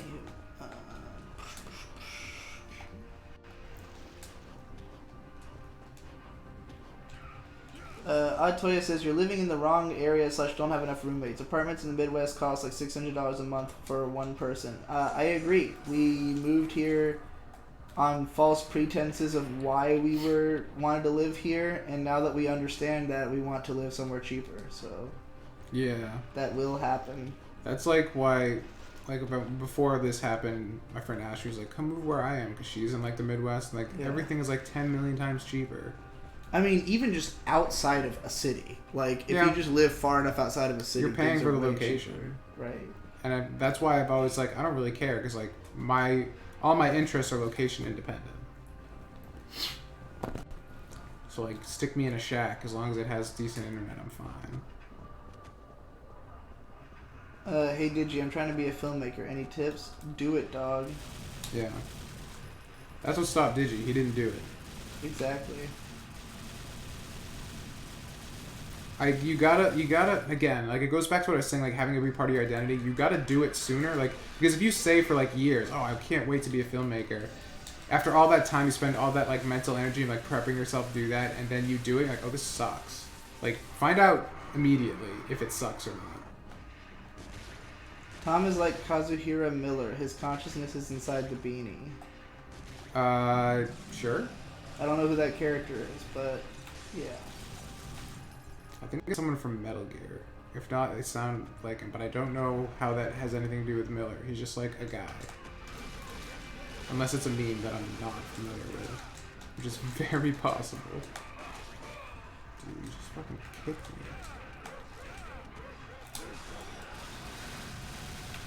Toya says, guys, I'm starting to regret how drunk I got. Not because of the money, I'm just starting to get dizzy.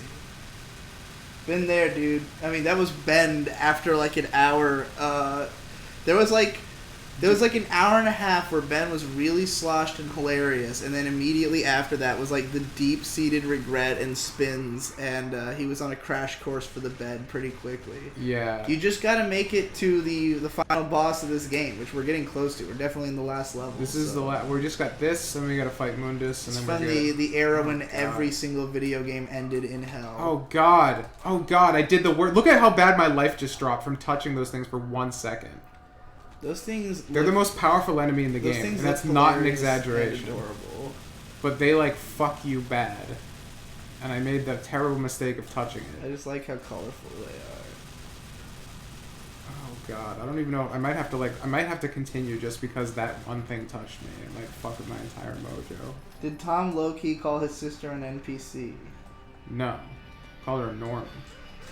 Said she's becoming a normie.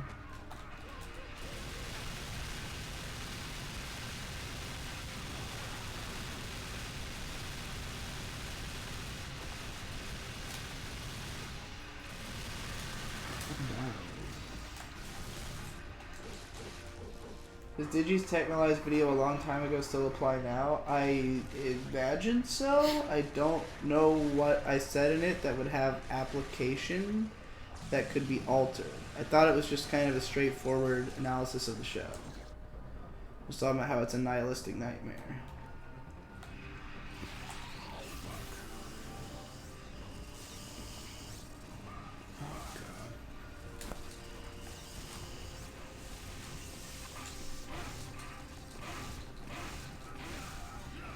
Tom is like Twilight Sparkle, really smart and gay.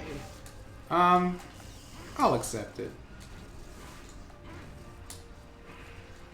Did you, bro? I never want to be satisfied. I like the thrill of always chasing my next high. Even though Cowboy Bebop is like my favorite anime, I am still searching for more. I can't get enough. I mean, me too. I don't want to be like...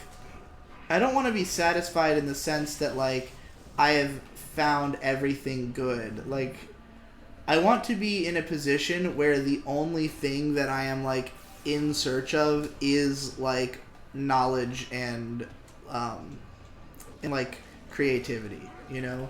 Like, if I was in a position where like, doing my, what I consider my day job of, like, making analysis videos, which is still, it's fun, and I like doing it, but, like, it's not what I want to be... have as much focus in my life as it does. Like I don't want to frame it as though it's like creativity versus analysis videos, because it's not like that. I like doing them, but like I have to make a certain amount of like a certain type of content in order to survive, especially while I live in this house. And like I want to be in a position where I can just freely pursue whatever inspires me and like only consume things because I am interested in consuming them, and not ever have it be like That's the dream, man. the other way. Do whatever you want and you get money anyway. Yeah. And I know it's possible. Like, it's one of those things. The way I've always lived my life is that if I know something is possible, then I feel like there's no reason I shouldn't be able to do it. You know what I mean? Yeah. Like, I feel like a lot of people, they get to a point where they say, oh, well, I can't do it. And, like, for me, it's like I might get to a point where I realize I never really wanted to do it. Like, that, or, like, whatever it entails is not so, like, being a filmmaker. Like, you're never again, going to learn those if you don't try, at least, you know? Right. Like, imagine being someone who just had a dream and they never pursued it and they died. Yeah. Like, I never did it. But if they had tried, they would have realized it's not what they wanted to do, and something much more easier and within their grasp they could Right. have done that would have been their thing. Exactly. What a nightmare. So, like, I'm always throwing myself at everything, trying to see how it is, and then, like, and sometimes, like, the biggest push and pull is, like, well, do I genuinely not like this, or, like, am I just having trouble with the beginning? Like, is it just hard to get off the ground, but it'll be fun once the ball's rolling? And that can be difficult to decipher, but, like, there's certain stuff, like, drawing illustrative art, I've tried so many times, and it's, like, I'm never going to have enough fun with it to reach a skill level I'll be satisfied with enough to, like, enjoy the things I've created. Like, I'm satisfied to just, like, draw proof of concept for other people to expand on, because, like, I just don't like drawing, you know? But, like, something like music production, like, there's an element of frustration in that I haven't created anything that's, like, up to the standard that I want it to be at. Not to say, I mean, I love my own music, but I love my own music mostly because it appeals to me specifically. Like, I don't love it because I think it's as good as, like, what's in my head. I just love it because nobody else is making the music I'm making, and, like, obviously, if there's anyone who was going to really appreciate it, it would be me, since it's, you know, born out of my own desires of what I want to hear.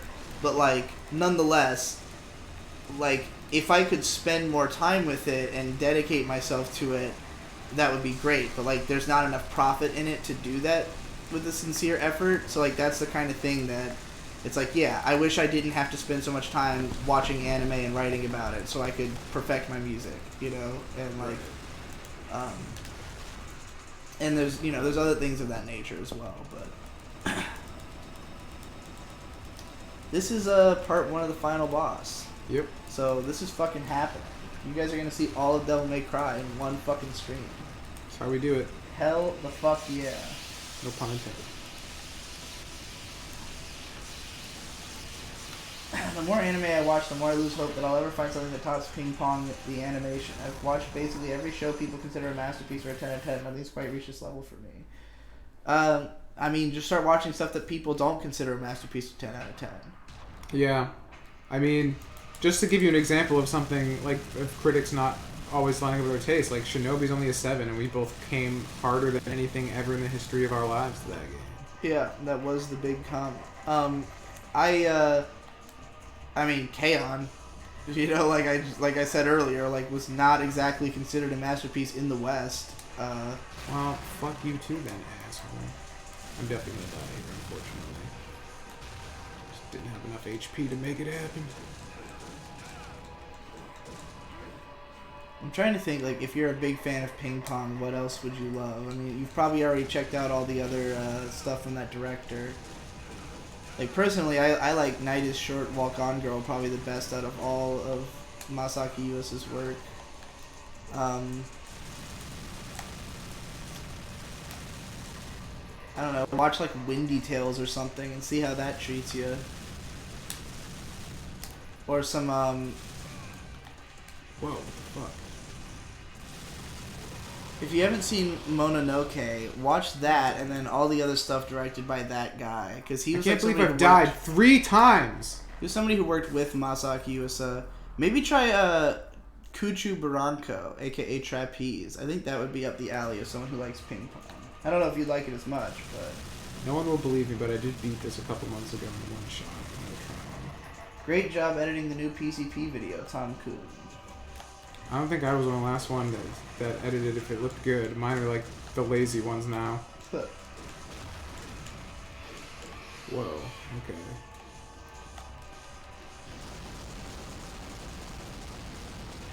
What is the need for analysis again? I can only imagine you'd watch one because you know that you didn't understand everything and wanted to explain. I'm curious what you're asking. Like, I assume that you watch analysis videos if you are here. So, like, are you saying you don't like analysis videos? And if not, what do you consume from either of us that brought you here? I'm very curious. But, I just think analysis videos are highly entertaining because they're mostly constructed by people who think kind of similarly to how I do. That's rare for me to get. So, yeah.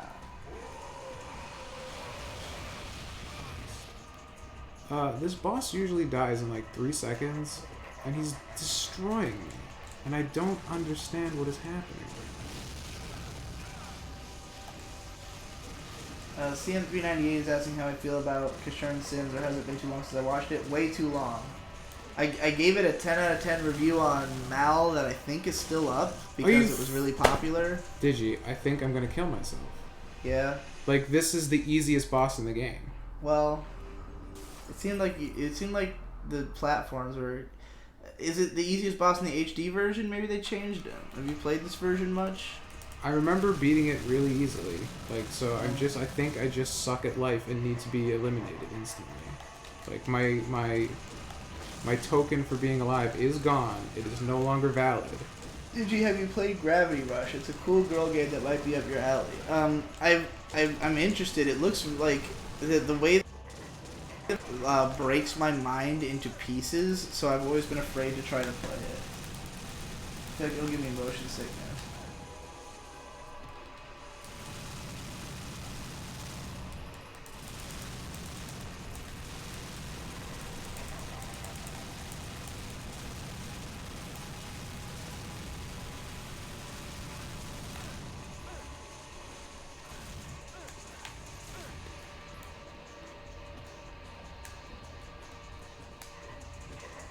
Oh, fuck you!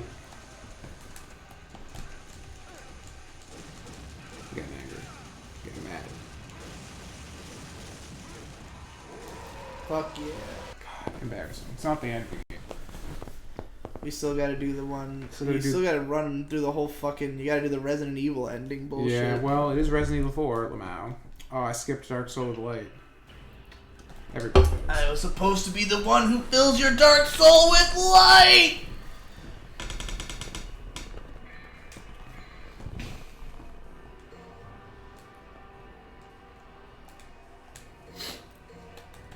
Just woke up. This might be a stream that I might actually watch and not just listen to, so I will go now. Ich bin Spiel.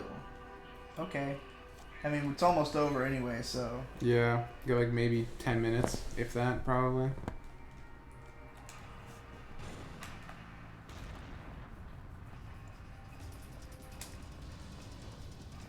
Fascinating how short this game is. I mean, games didn't used to have to be fucking long to get...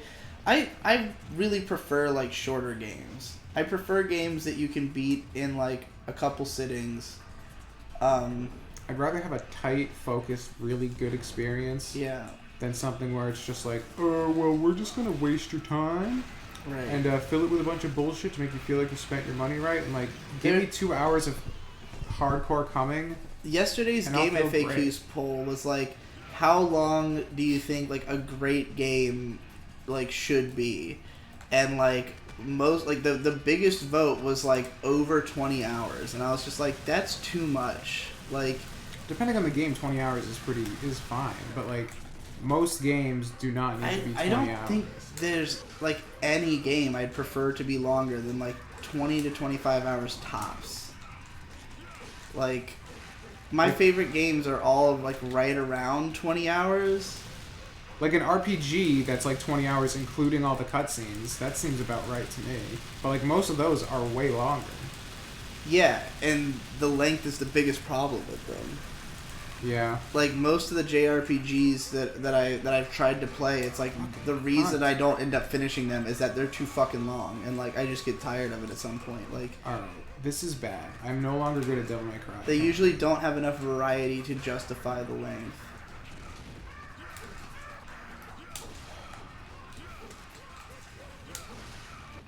What in the fuck is happening, and why am I dying again? To a fucking normal chump enemy. What is happening? These things are fucking freaky as fuck. I'm like really offended by my own existence right now. Like, this is unforgivable.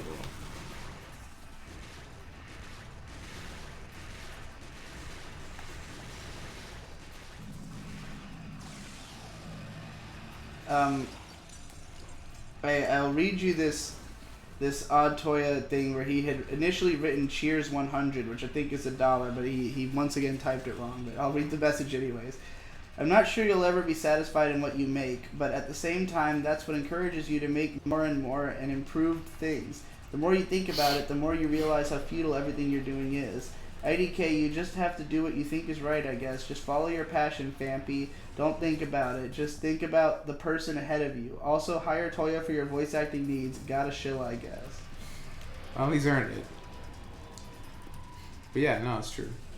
Yeah, agreed. Even without the dollar.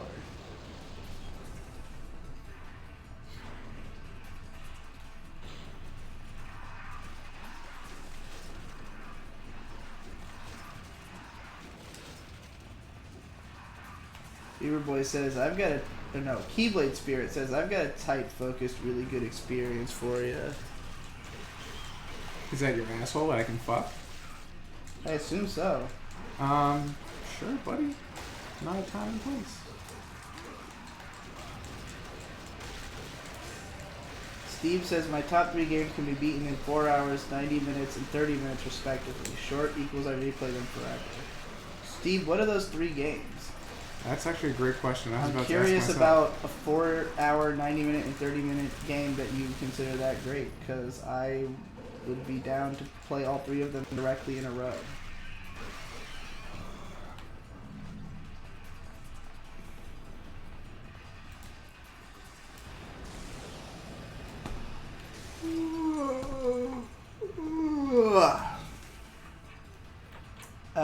Dust Force is 4 hours because I'm bad.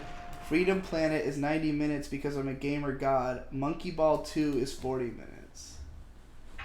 Interesting. Very interesting top 3, but I can easily see why the same person would love all 3 of those. Everyone keeps telling me to play Dust Force, so... Dust Force is harder than all fuck. I could not get very far into it. If you want a game that is about flow and looking like the most badass ever, it is the ultimate that. That sounds... but like it's also a game where when you fuck up, you feel like a miserable hack who deserves death. Well, I mean, that's me with any game, as you can clearly tell. Yeah, but like, the game is like if you... just watch... Matthew Matosis has a video on it. You should just watch that. It's really good. It's a game about cleaning the level.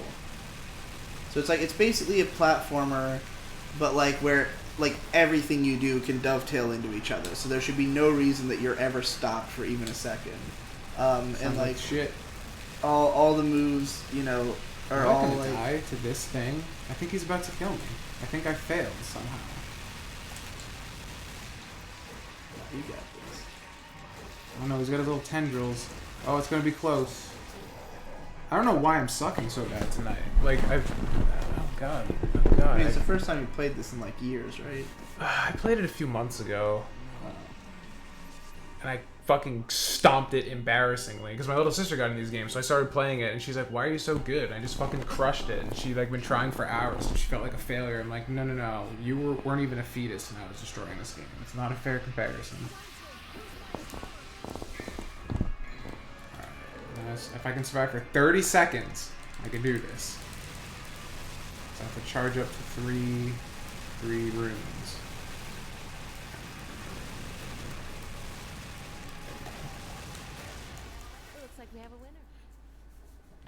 killed Muniz. He's fucking dead. Trish is alive. Nobody cares. Now we gotta fly out in a plane. Oh my god. Oh god, the controls are inverted. Why would you invert them on the HD remake? What is going on? I can't even move! No!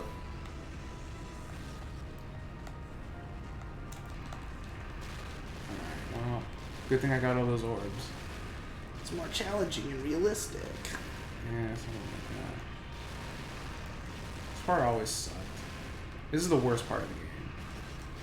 I mean, it's like impossible to tell what the fuck is going on. Yeah, it's just like you have to get hit. Unless you're Matthew Matosis. Did he actually do that part without getting hit? Yeah, he did the whole game without getting hit. Shit. There you go.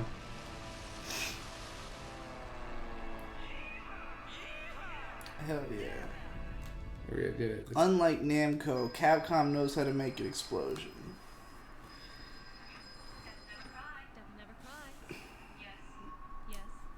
We used to have me and Victor used to have a meme about the Namco explosion because like the Namco explosion. Yeah, because like various Namco RPGs that we had played had like really pitiful explosion effects in them, and it was really funny. And was it the same one, or did they just all happen to be bad? Like just uniquely. I don't even know. It's not even like games that they like necessarily developed, but just like more than one Namco published game had really terrible explosions. So fun little bit of trivia.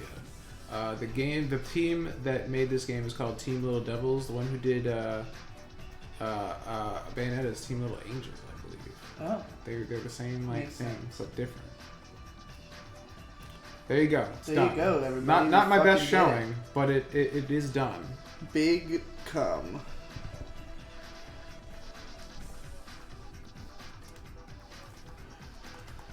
Oh boy! I am gay. I'm also gay and black. Well, this was by far the most profitable I Am Game stream we've ever done. Yeah, thanks Toya for setting a new benchmark. Yes. We need more super fans like Odd Toya. I don't even know if he's a super fan. We He just need likes more to throw beer. We money. need more We drunk just need fans. more alcohol. I do want this to be like I really want us to try to brand the Friday streams as like a party stream. We need but, to we need to come tonight up it with just we need to didn't come up with a together. drinking game Yeah. that everybody can participate in. Oh shit, you're right. Toya says, "Yeah, yeah, Yeah. You guys did it. You guys are games." Agreed. So we've been told. Just Solid Snake. Some people call me that. Some people call me games. Alcohol. All right. Well, that's it. We're wrapped up. Let's move on. See you all next week. Be the games you want to see. I Am Games signing out.